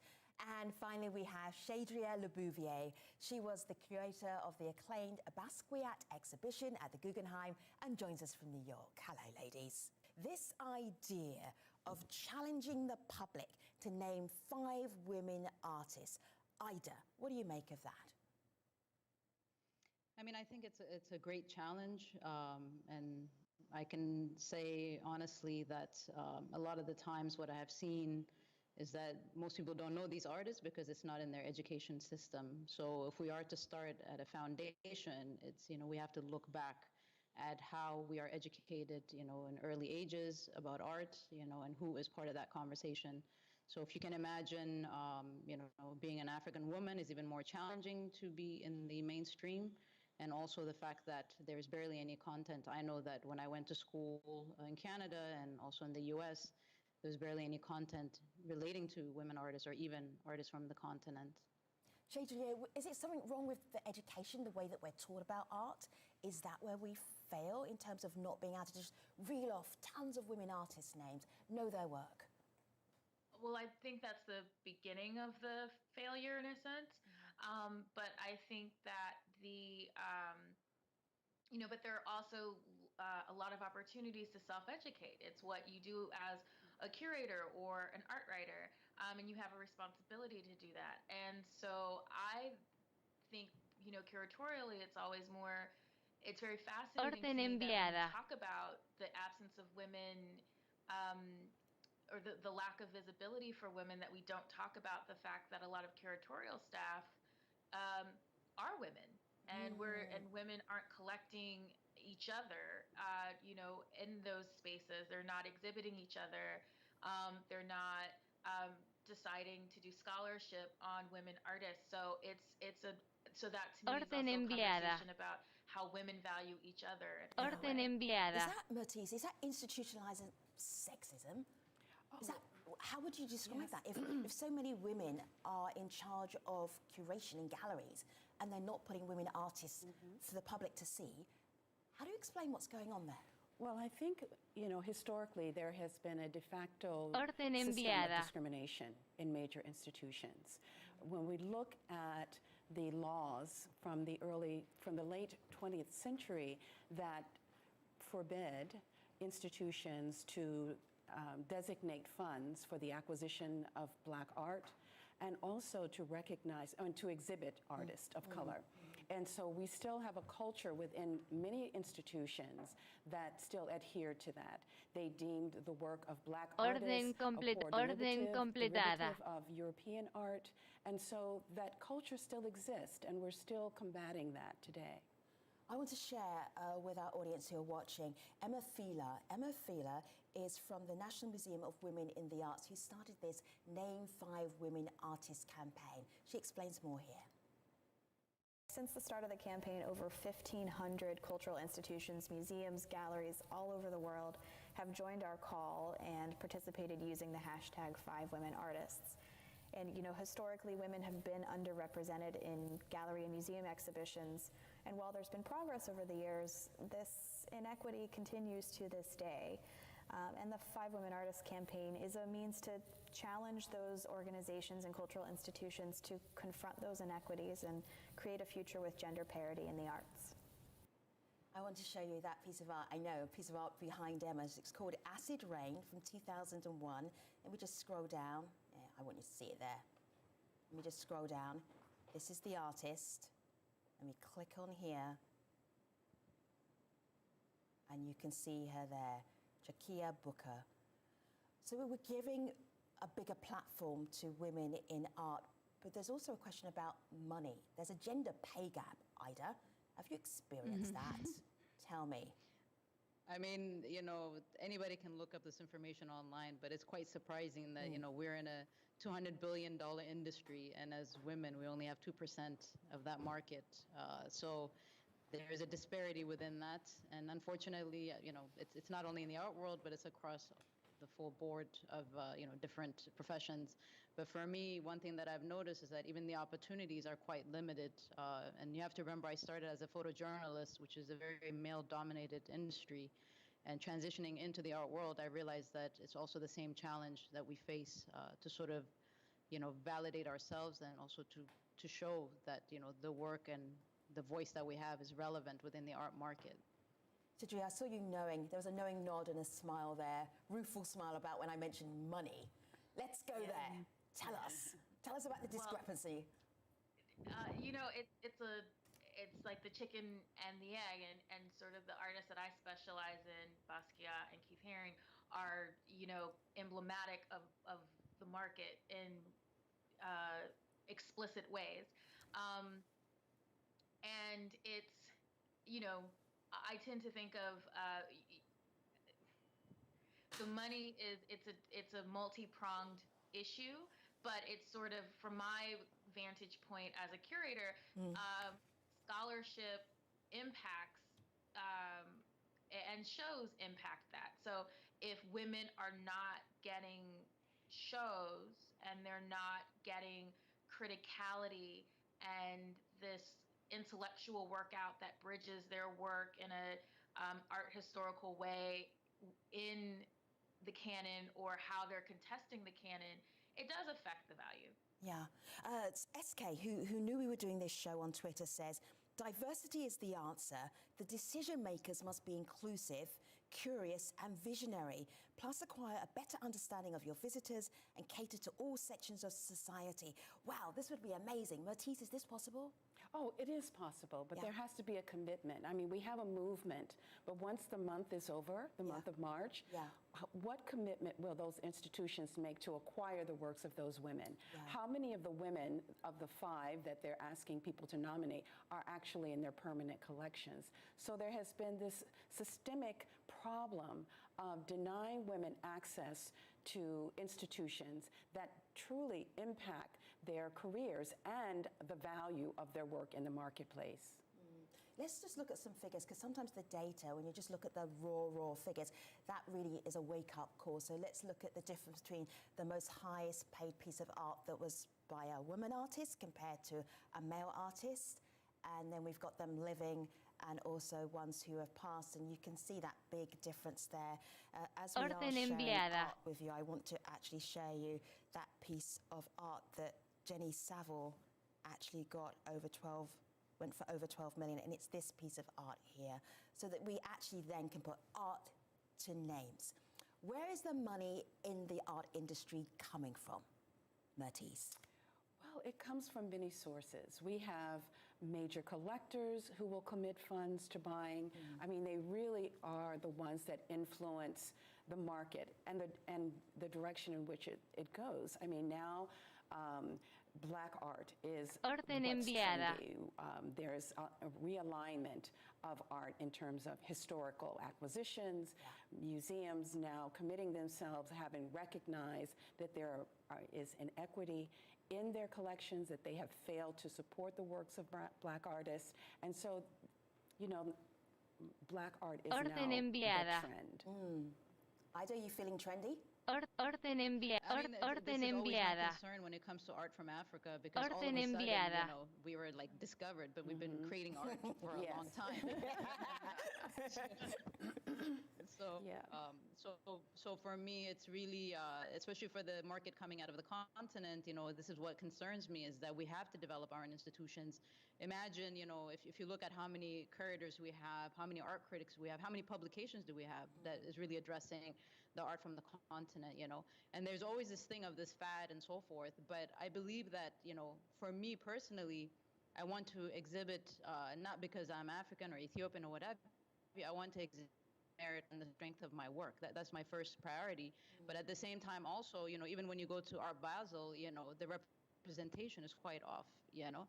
Even in the States, it's quite off. So this is really something that has to be pushed forward. And I honestly think that, you know, generation of especially having online access and having social media and so forth, it has given Africa an opportunity to really push the forefront. That's why you see a lot of art coming out of the continent that, you know, people weren't aware of before. And all of a sudden, collectors are bored with like European art or, I don't know, American art. So now they're focusing on the continent because they feel like that's the new it. But to me, we're here to stay. It's not just being the fad. We're still going to continue producing work regardless of what the market trend is. But the key thing to me is how do we educate our own people to also collect? Because there is money in Africa, but the governments don't support us. You know, the people who have money have no idea of what they're collecting. So there's a whole different process when you talk about representation, when you talk contemporary art.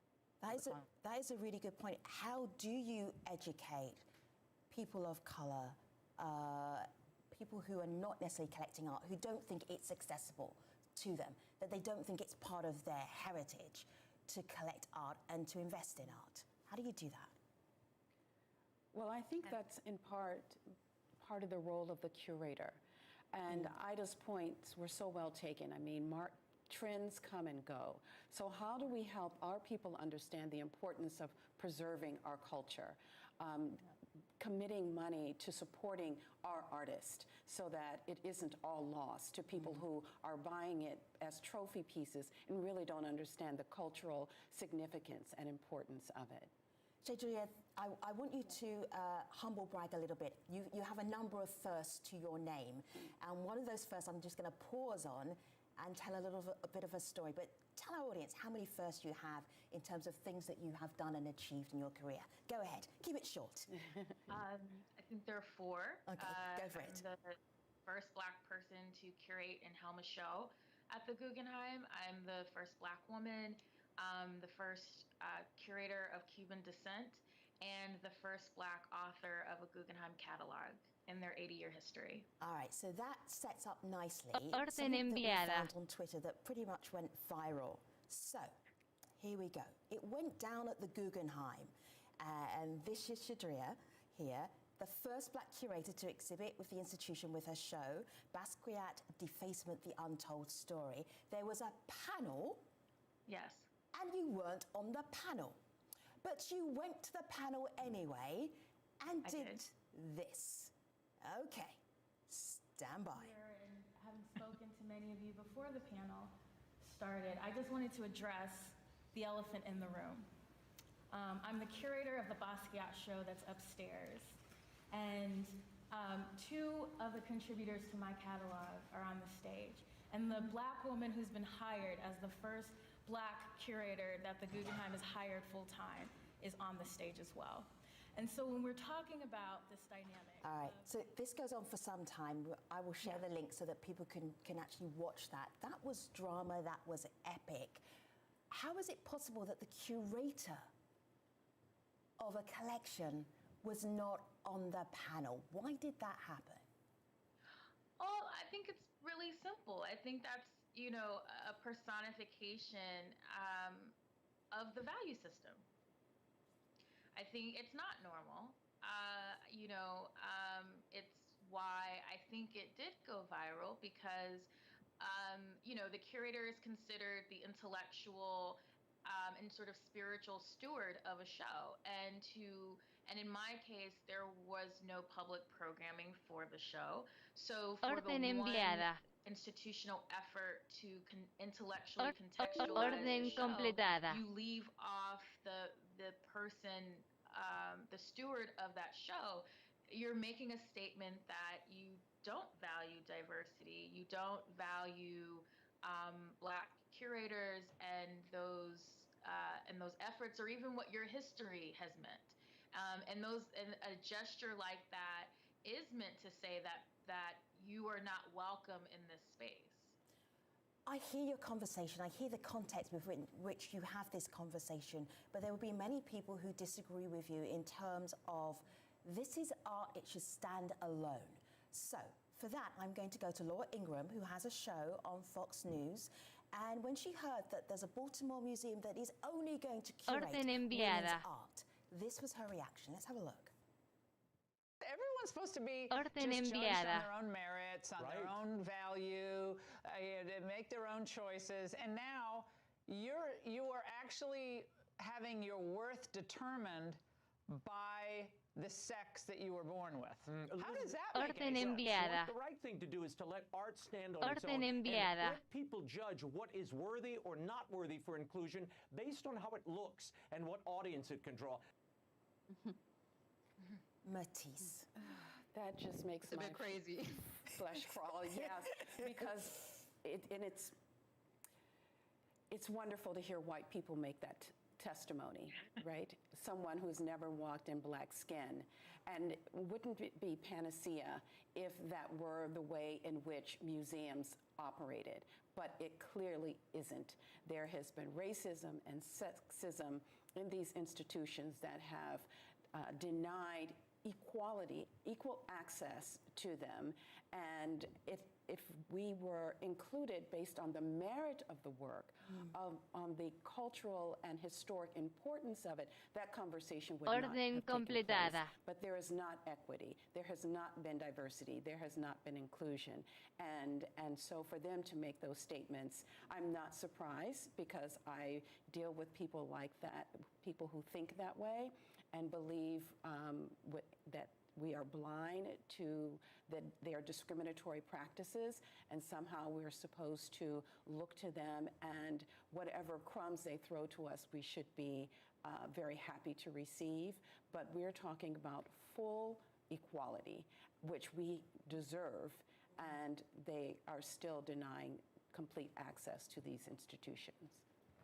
Well, and I think Laura Ingram's statements are actually in some way quite refreshing, in the sense that she's being very honest about about what she believes. And to the earlier point that I made, these are white women in these museums making these decisions. Like, of course, white men sit at the top of the pyramid scheme of power, right? But there are white women like Laura who basically say the same thing in different ways, but they say the same thing, which is why in 2020, we're still having these conversations with a visual dynamic of women chief curators or women deputy directors of museums or women or curatorial staffs that are 85% women, and women of color are the most underrepresented aspects of their permanent collection. It's because of statements, because there are a lot of white women in museums that believe that. For me, you know, what is interesting is that she's an anchor woman who I'm sure in the history of news, she is standing on the shoulders of those before her who I believe had to fight through in news to get to that position. So it's kind of ironic to me that she's making that statement, because at the end, you know, regardless of your color, the challenge is intense. But as you know, to me, you know, sometimes I feel like it is women also that drag us down, you know what I mean? And this is why I feel that more women need to be supportive as well, and to understand, especially, I don't know, for me in my position as an artist, you know, there are many challenges that I have to encounter, but at the same time, what I see is that, you know, everybody needs to be educated, and especially when you look at the American market, which a lot of the times, you know, I hate to keep talking about Africa, but I always find that in the States, it's very clueless to what's happening in the continent, you know?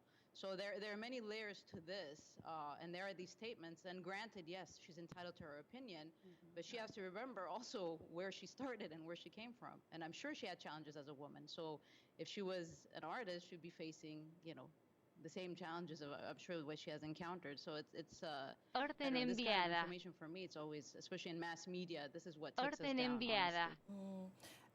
Shadria, I'm just looking at your curation here at the Guggenheim. So as you talk, can you educate us about artists that we should be looking into, that should be on our radar, that we can actually understand better as a public? So next year, when we're asked to give 5 women artist names, we can just reel them off with great ease because we've seen their work, we know their work. Well, it's interesting that you say that, because I've been a fan of Ada's work since I saw her work in London in 2016 at the 154 fair. And I followed her work, and she's absolutely an artist that the public should be following. Barbara Chase Rabu, who has done her body of work as a sculptress, is absolutely amazing. Augusta Savage.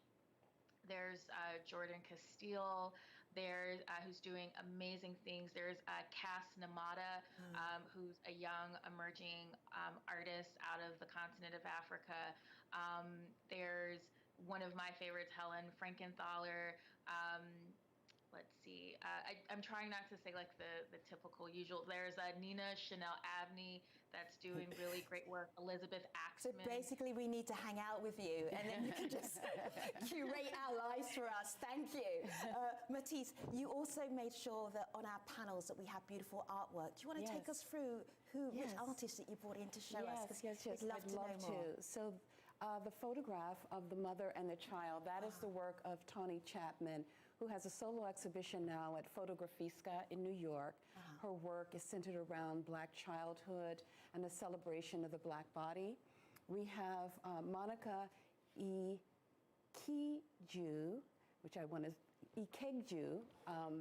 Monica's work is, she paints a work around her contemporaries, her siblings. Orden completada. She deals a lot with fashion as part of their identity and individuality. We also have Lavette Ballard, whose commission piece of Rosa Parks is on Time magazine. She was one of the artists to create a work about women, celebrating women. And this piece here is She is Immortal, which is paying honor to Henrietta Lacks. And then we have Shanique Gay, whose work is very spiritual. She creates these amalgamated figures and who exist in a sort of spiritual world. And she deals with inequality and inequities as well. Beautiful. You turned our studio into a gallery, and then just behind me here is Ida's works. I'm surrounded by beautiful art. I want to leave you with one last comment, which is Shamini, who was at an art exhibition when she said this. Have a listen to her. Women aren't featured, right? Like I was at the Hirshhorn recently, and they have the Manifesto art exhibit. And in that exhibit, they had a series by the Guerrilla Girls. And this was a series that they did in 1989, right? And it had stats, and it was about how, you know, over 80% of women artists are in the vaults and the basements of our national galleries. That's why people can't name women artists, because they don't get the gallery space. They're not featured. You just heard from 3 women who are getting those women out of the basement and into the galleries. Thank you to Matisse, Ida, and Shidria. We really appreciate you. Next time you're asked to ask 5 women artists, you'll be able to do it and then some. See you next time. Take care.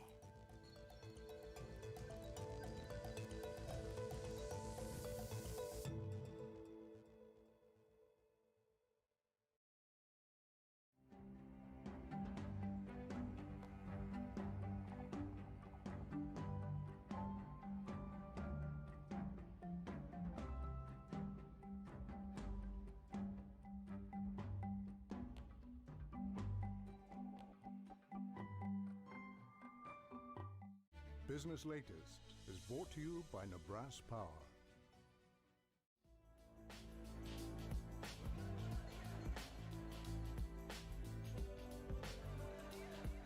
Orden completada.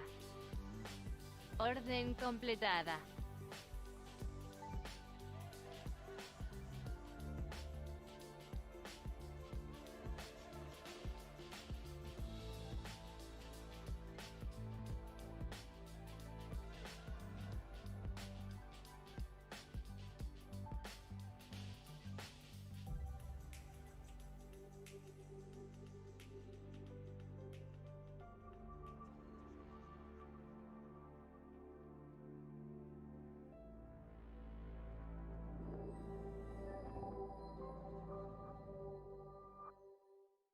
Business Latest is brought to you by Nebraska Power.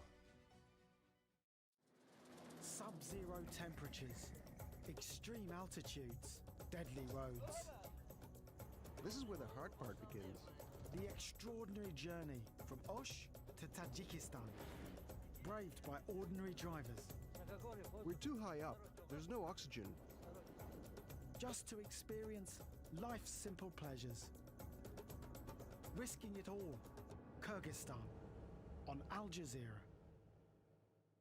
We know what's happening in our region. We know how to get to places that others cannot. The fires are still ongoing. The way that you tell the story is what can make a difference.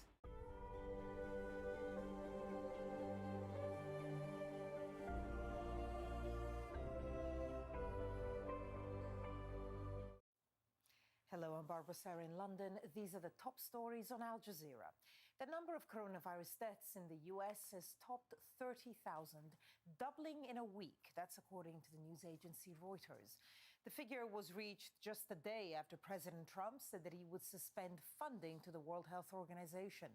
The head of the WHO says that he regrets that decision. Tedros Adhanom Ghebreyesus says the body is reviewing the impact of the funding withdrawal and will work to fill any financial gaps. The US is the agency's largest donor, providing it with about $400 million last year. But Donald Trump halted that funding on Tuesday, accusing the UN body of severely mismanaging the pandemic. Meanwhile, top EU leaders are urging member states to work together on gradually easing lockdown measures. The European Commission has warned that moving too quickly could have devastating effects. Paul Brennan has more now on the situation across Europe. When COVID-19 hit Europe, its member countries divided along national lines, creating a patchwork response, strict lockdowns in some, more relaxed and open in others. The disunity prompted many to question the very relevance and future of the European Union project. And so the question of when and how to consider lifting those restrictions is problematic. Italy, Spain, Austria, Finland and Denmark have this week begun the tentative path to normality. At EU headquarters in Brussels, the Commission President wants the European Union to set the pace, and she warned that in the Union's borderless member area, that piecemeal strategy will undermine even mundane tasks. We will not want to have people moving from one member state to the next member state to use the shopping opportunity. And therefore, it is very important that the coordination between neighboring member states is an excellent one. Good neighbors speak with each other. In Spain, the number of new deaths fell slightly again on Wednesday, and some sectors are reopening. But the country still has one of the toughest lockdowns in the EU. And in the first parliamentary session since controls were first imposed, there was a heated debate about exit strategy. 47 million Spaniards have been confined for a month without any hope, other than 2 more weeks of lockdown, because you are incapable of carrying out a plan for mass testing to normalise the situation. The confinement measures are working because we began with a daily infection rate of 35%, and today we're at 3%. And that's also a consequence of increasing the number of tests. So we're taking tough measures that are effective, they're protecting and saving lives, and they're benefiting Spaniards regardless of where they live. Russia's virus outbreak is still very much on an upward trajectory, and restrictions got even tighter on Wednesday, creating traffic gridlock around the capital, Moscow. With very few exceptions, anyone outdoors now needs a permit in the form of a machine-readable QR code. But with security officers having to check each one manually, big crowds built up at the entrances to Moscow's metro stations, making a nonsense of the intended strategy of social distancing and limiting movement. On social media, the city's mayor said he had intervened to prevent such scenes being repeated, all of which risks losing sight of the ongoing struggle of medical staff and their stricken patients. With more than 85,000 deaths and rising, Europe remains the world's worst-hit region in terms of coronavirus fatalities. Paul Brennan, Al Jazeera. Well, staying in Europe, the death toll has again risen sharply in Sweden, which has taken a much softer approach to tackling the virus. A further 170 deaths were confirmed on Wednesday. That's up from 114 the previous day and much lower figures at the weekend. More than 1,200 people have died from the virus in Sweden. The World Health Organization and Yemeni authorities are rushing to upgrade the country's hospitals before the coronavirus outbreak there becomes too widespread. Yemen only has one confirmed case so far, but there are fears the real number could be much higher. Those are the top stories. Stay with us. Witness the Daughter Tree is next, and I'll have more news in half an hour. See you then. Bye-bye.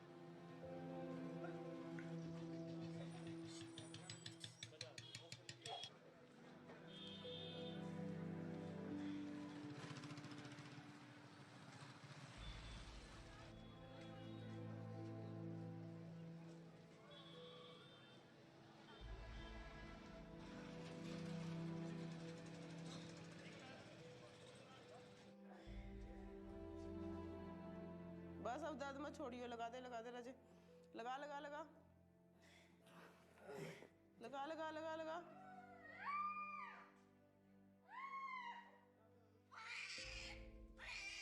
जब मैं एक भी कुड़ी बचा लेनी है ना तो मैंने इदा लगता मैं बहुत एक अच्छा काम किया है मेरे दिल नूं तसल्ली हो जाती है मेरा संतुष्टि मिलती मैनू कि जब मैं एक भी कन्या नूं बचा लिया ना तो समझ लो मैं बहुत बड़ा कोई दुनिया दे विच बहुत बड़ा दान पुण्य करता है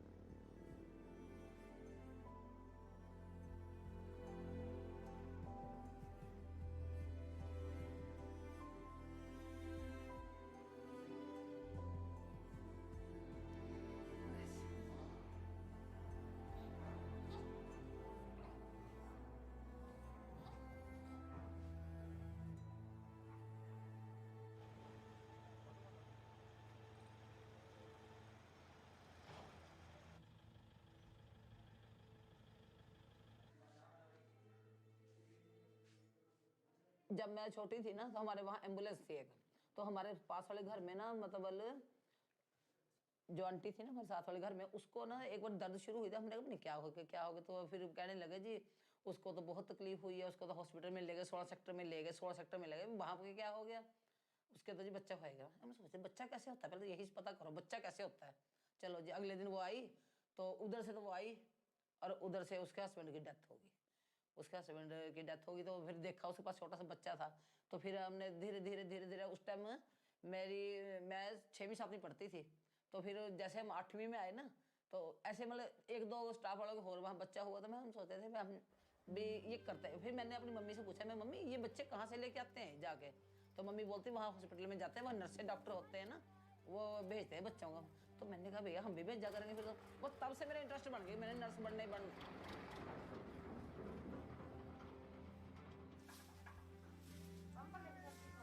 झाड़ू झूड़ू ले ले बेटे, काम करे करा है ना, शरीर ठीक रहा, फिर हाँ तबीयत ठीक रहा है ना। फिर सब्जी छौंक लिए।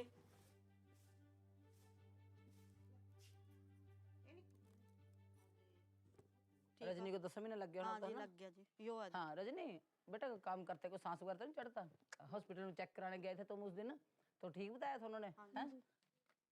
तो इसमें आपका वो जो ओलनल होती है ना बच्चे की, नीचे बता रखी बेटे, आपने अपना खास ध्यान रखना है।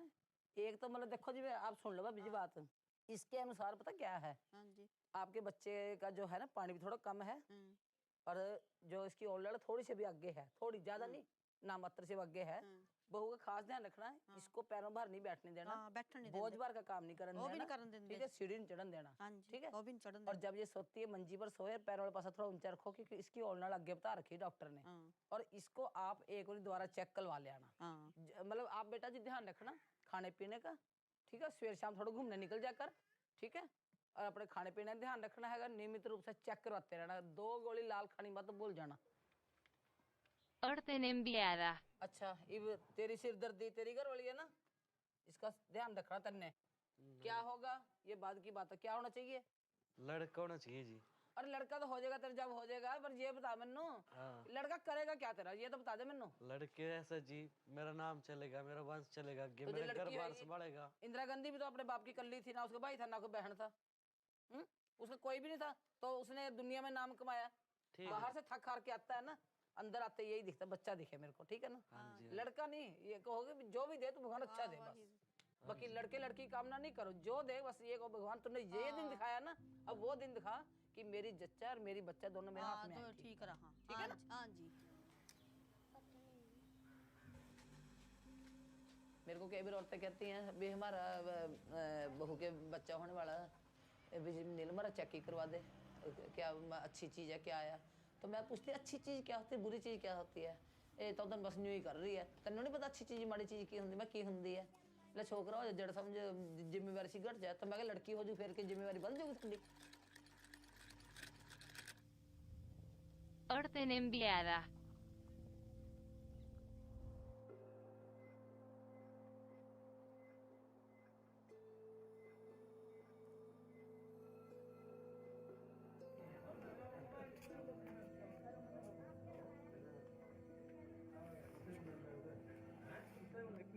इतने डर पे वैसे मजाक करते हैं, वही तो मजाक कर रहे हैं ना।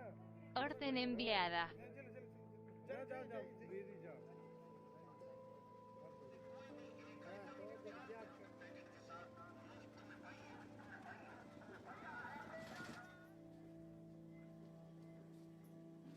बड़े भाई साहब का नाम सुरेंद्र सिंह है जी, उससे छोटे का जोगेंद्र सिंह है, मेरा राजेंद्र सिंह है।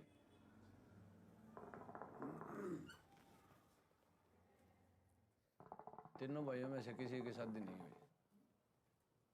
इसका कारण जी हमारे हिसाब से तो लड़कियों की कमी है, लड़के ज़्यादा हैं। ये अपने कम से कम भी ज़्यादा है, ज़्यादा मतलब 15-20 साल से है ना, ऐसा हुआ, पहले नहीं था इतना। orden cancelada। 15-20 साल में जी लोग गर्भपात करवाने लगे, लिंग जांच होने लगी, उससे लड़की होती थी तो उसको गर्भपात करवा देते हैं, इसलिए लड़कियों की कमी आ गई, लड़के ज़्यादा हो गए, इसलिए 15-20 साल से ये समस्या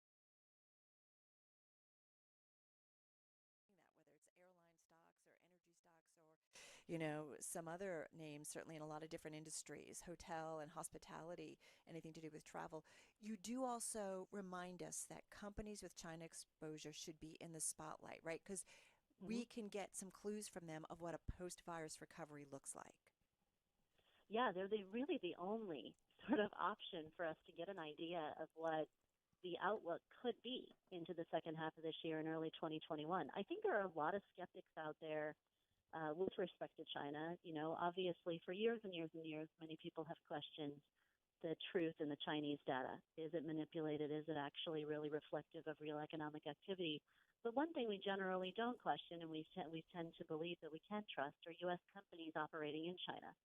So I do think over the course of the next several weeks, you want to watch the companies that are operating in China. Those companies will face a lot of question and a lot of scrutiny on the part of investors as to what recovery does look like, because it's truly our only experience for what to consider as the outlook. The companies that are operating in the U.S. right now, especially the exclusively domestically focused companies, are only going to think about how to survive this absolute shutdown. They're just not going to get to the point of planning for recovery until we have a concept of even when we're going to start to get back to recovery. Instead, it's really about planning for the now.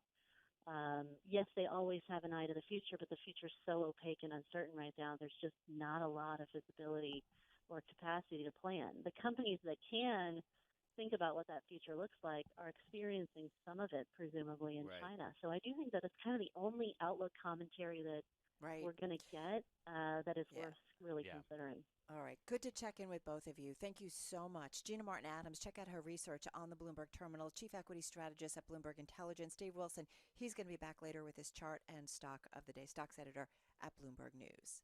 All right, let's head over to Charlie Pellet now, get an update on the business headlines and the trade. Hey, Charlie. Well, hello there, Jason Kelly. We're watching markets with the Dow, the S&P, and NASDAQ all lower. In fact, the S&P sinking from that one-month high. All of its major groups dropping. Banks lower as Goldman Sachs' investment portfolio took a hit from the coronavirus pandemic. Bank of America, Citigroup followed rivals in setting aside billions for loan losses. In terms of the banks, Goldman Sachs up now by 1.5%. Bank of America lower by 5.3%. Citigroup shares down by 4.1%. West Texas Intermediate crude back above $20 a barrel. Right now at $20.28. It is up by 0.9%. Gold down 0.4%, lower by $7.5 the ounce at $17.19. The yield on the 10-year 0.68%. Stocks lower, as I mentioned. S&P down 58, down 2.1%. The Dow down 435, down 1.8%. NASDAQ down 102 points, a drop now of 1.2%. I'm Charlie Pellet, and that is a Bloomberg Business Flash. All right, Charlie, thank you so much. You're listening to Bloomberg Business Week. Well, banks, they, as they often do, set the tone and are setting the tone for the earnings season so far. Let's check in on what we've heard so far. And for that, we go to Ken Leon, Global Director of Industry and Equity Research over at CFRA Research, joining us on the phone from New York. So, Ken, Bank of America, Citi, other names that we've heard, JP Morgan most notably yesterday. What's the theme that's emerging here?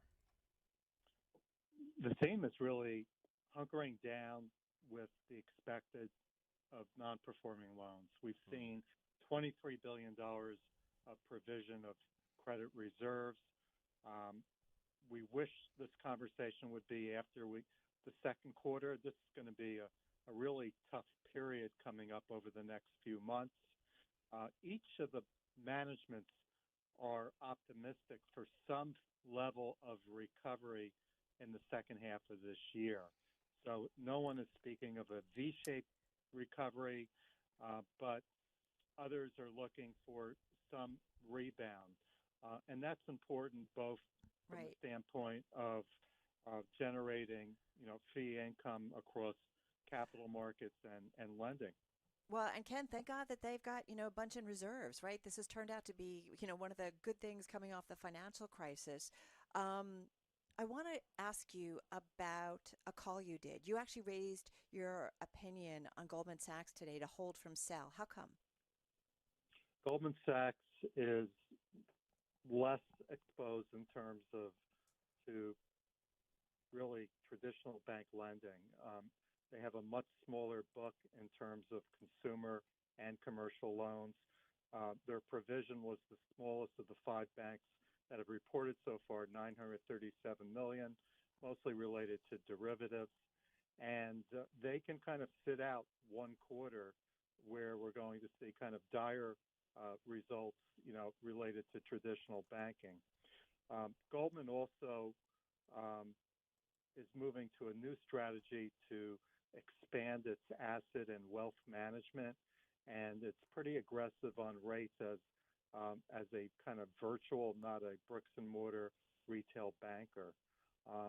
So they turned out to be in a better position than I thought, going into a severe recession. One note here, which I think is important, is senior management and the economists at Goldman Sachs think that the recovery will only recover 50% of the output or the economic GDP 2020 into 21. That was by far the most bearish outlook I've heard in the last 2 days. Others simply don't know. What is that? Let's dig into that if we can for a minute, Ken, because that means look well beyond the financial sector here. I mean, that is a radically changed and radically reduced global economy and domestic economy. How do you get your head around that? Yeah, it is. And then Goldman's looking for a 30% decline in GDP in the second quarter, 6% decline for the full year. And what that means for the banks is their ability in terms of perhaps over-reserving in their credit reserves may not be as generous, which sometimes happens when things revert. And additionally, with a large capital markets platform for underwriting and also for advisory, it may be a more challenging market. I thought it was very bearish. I'm not sure that's going to be how things play out.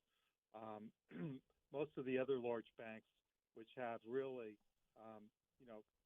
people on the ground for middle market, community, they're probably in a better position. I would say, though, why I wish we were at the end of the second quarter, because these $23 billion of reserves added doesn't also take into account perhaps a further downturn in commercial real estate or some other distressed industries. A lot of it was mostly just on mass market with the consumer, on credit cards. And so, sorry, just a quick follow-up on something that you said a minute ago. I mean, it sounds like what you're saying is some of these banks may need to right-size some of their operations to deal with a market that has less capital market activity, less M&A, IPOs, et cetera. Some of the banks have said this week that there will be no layoffs in 2020, and they're being sensitive to stakeholders, which is really serving the public and employees. When you begin to look out or model into 2021 with a scenario of slower economic growth instead of a strong rebound, then we get to the answer of your question. Nobody wants to go to that part of the story yet, though. But that's why, officials to some extent, Jason, we talked about this theme, last week, fear versus greed. I mean, there is also that concern that the longer we are shut down, the deeper this economic slide is, the tougher it is, Ken, to come out of it, and you don't recoup the lost economic activity, and you don't necessarily bring back all of those workers that maybe were furloughed. I mean, it's a different situation.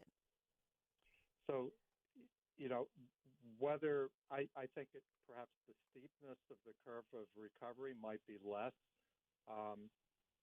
No one really wanted to speak to job cuts or expense reductions. And, I would say for today, it's all that you can do to cover yourself in terms of the potential of non-performing loans and charge-offs. I would say this, the banks are in a very strong position in terms of the balance sheet, capital. Right. We've looked back to what was the pace of charge-offs back in 2008 and 2009, and the ratio of total loans to total deposits much better today. So from a liquidity standpoint, they're in pretty good shape and the dividend is safe. The one bet here, and it gets back to this conversation of what does recovery look like, because we think the banks will underperform in the near term, but it's a very cyclical part of the market. So for investors looking for a rebound in the economy, banks generally outperform. That's our scenario for later this year. We hope we're right. Well, and it's really interesting to hear you say that about the balance sheets and the liquidity, and Carol mentioned it at the top, and I guess I would just ask you the obvious question, which is, so did regulators and lawmakers maybe get something right coming out of the financial crisis and setting these guys up that they can weather this better than they did the last time around? The answer is absolutely yes, and it really goes back to what the data looked like starting in 2012 when, from Dodd-Frank, the stress tests were put into motion, and the banks have been going through this kind of stress test every year. Yeah. But the severe scenario is usually 10% unemployment for a full year. Hopefully we're below that. Again, it's just really dark clouds right now because the second quarter just looks very ugly. But beyond that, it's going to be a question of how we recover and its impact both on households and on businesses. Right. It's all connected, right? It's all it certainly connected, does. yeah. We're learning that the hard way for sure. Right? Ken Leon, that was an incredibly thoughtful conversation, taking those bank earnings and really digging into what we need to know. So thank you so much. Ken Leon, Global Director of Industry and Equity Research at CFRA Research. Jason joining us on the phone from New York City, right? Thoughtful. Yeah. Smart. Wow. Super smart. Great. No doubt about it. Yeah. I mean, listen, the banks, everybody looks to them. They're very important. No matter what you think, they're important. This is Bloomberg.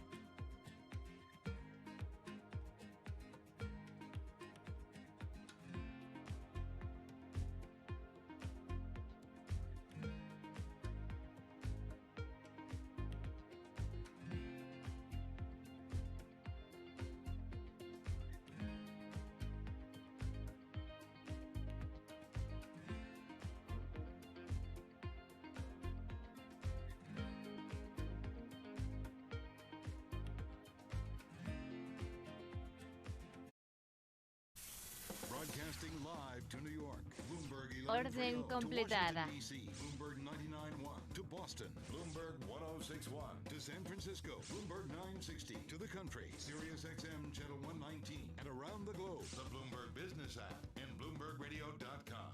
This is Bloomberg Business Week. And coming up, we are going to get an update from the medical and health perspective.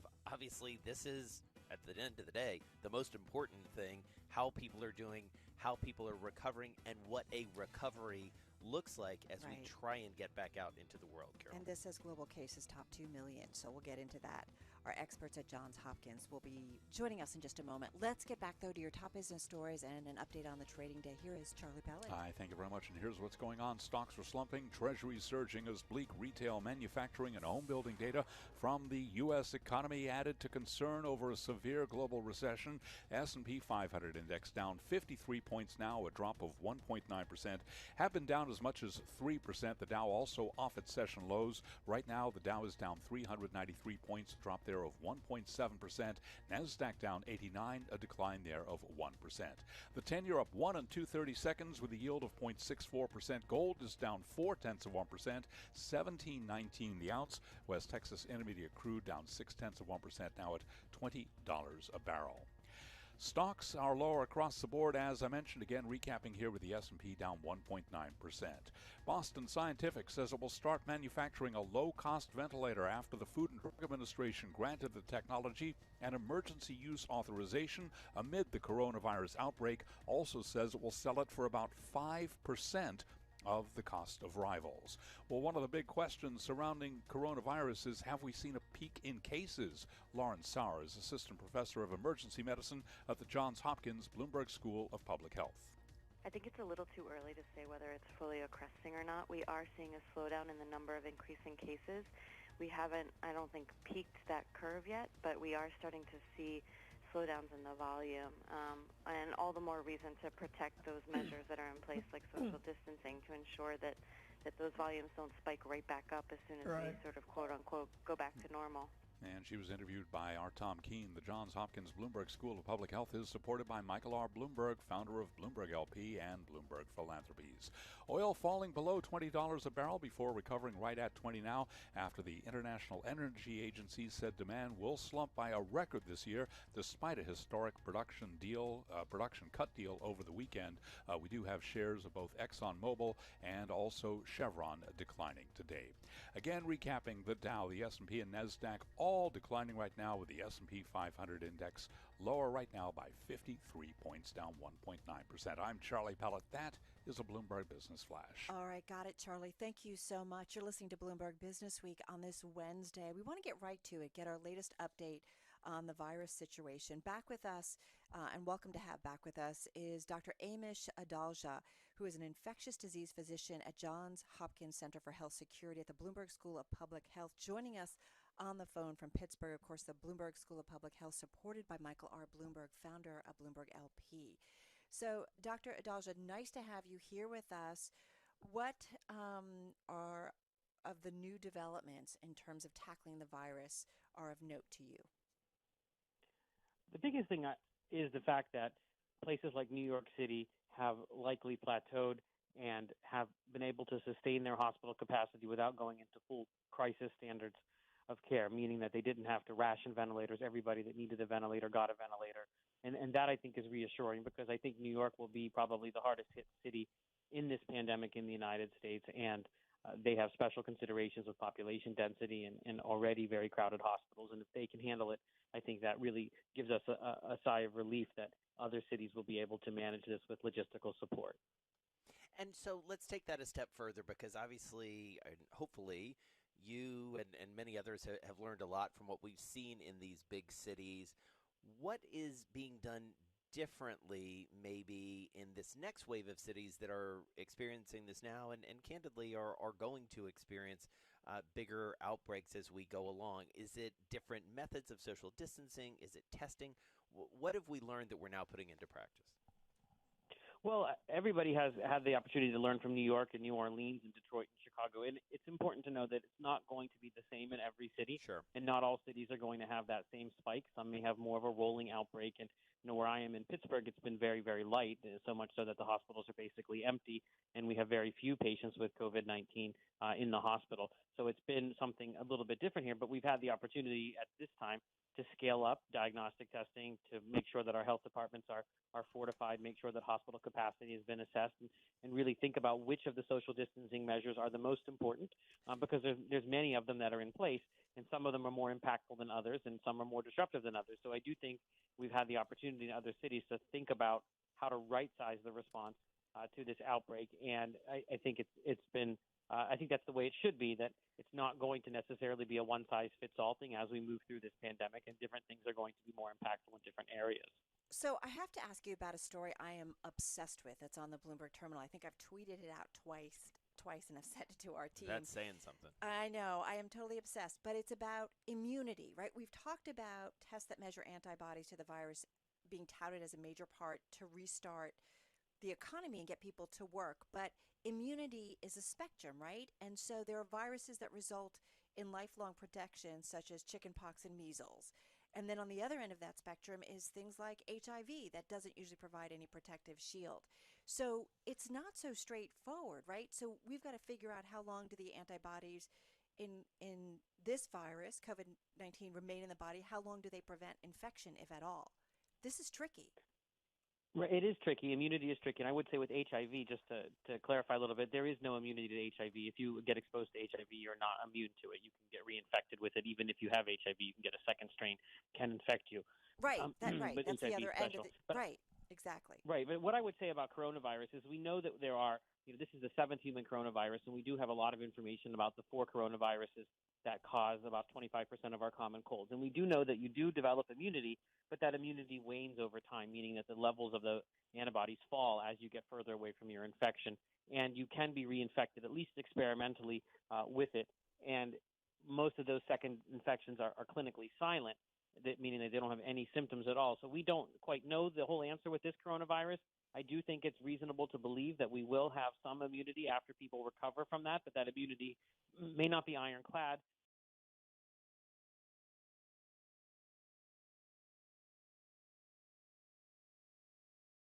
Bueno, hola. Le fue un poco mal al robot terminando. Uno perdió 3,000 y pico y el otro perdió 800. Pero bueno, me quería despedir. Voy a parar esta sesión. Y ahorita vuelvo a poner la otra. La que sigue.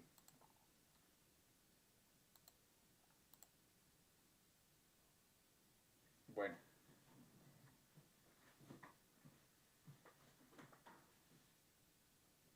Ya voy a subir el track record, les cuento cómo vamos más o menos. Bueno, más o menos no, ahí se va a ver exactamente.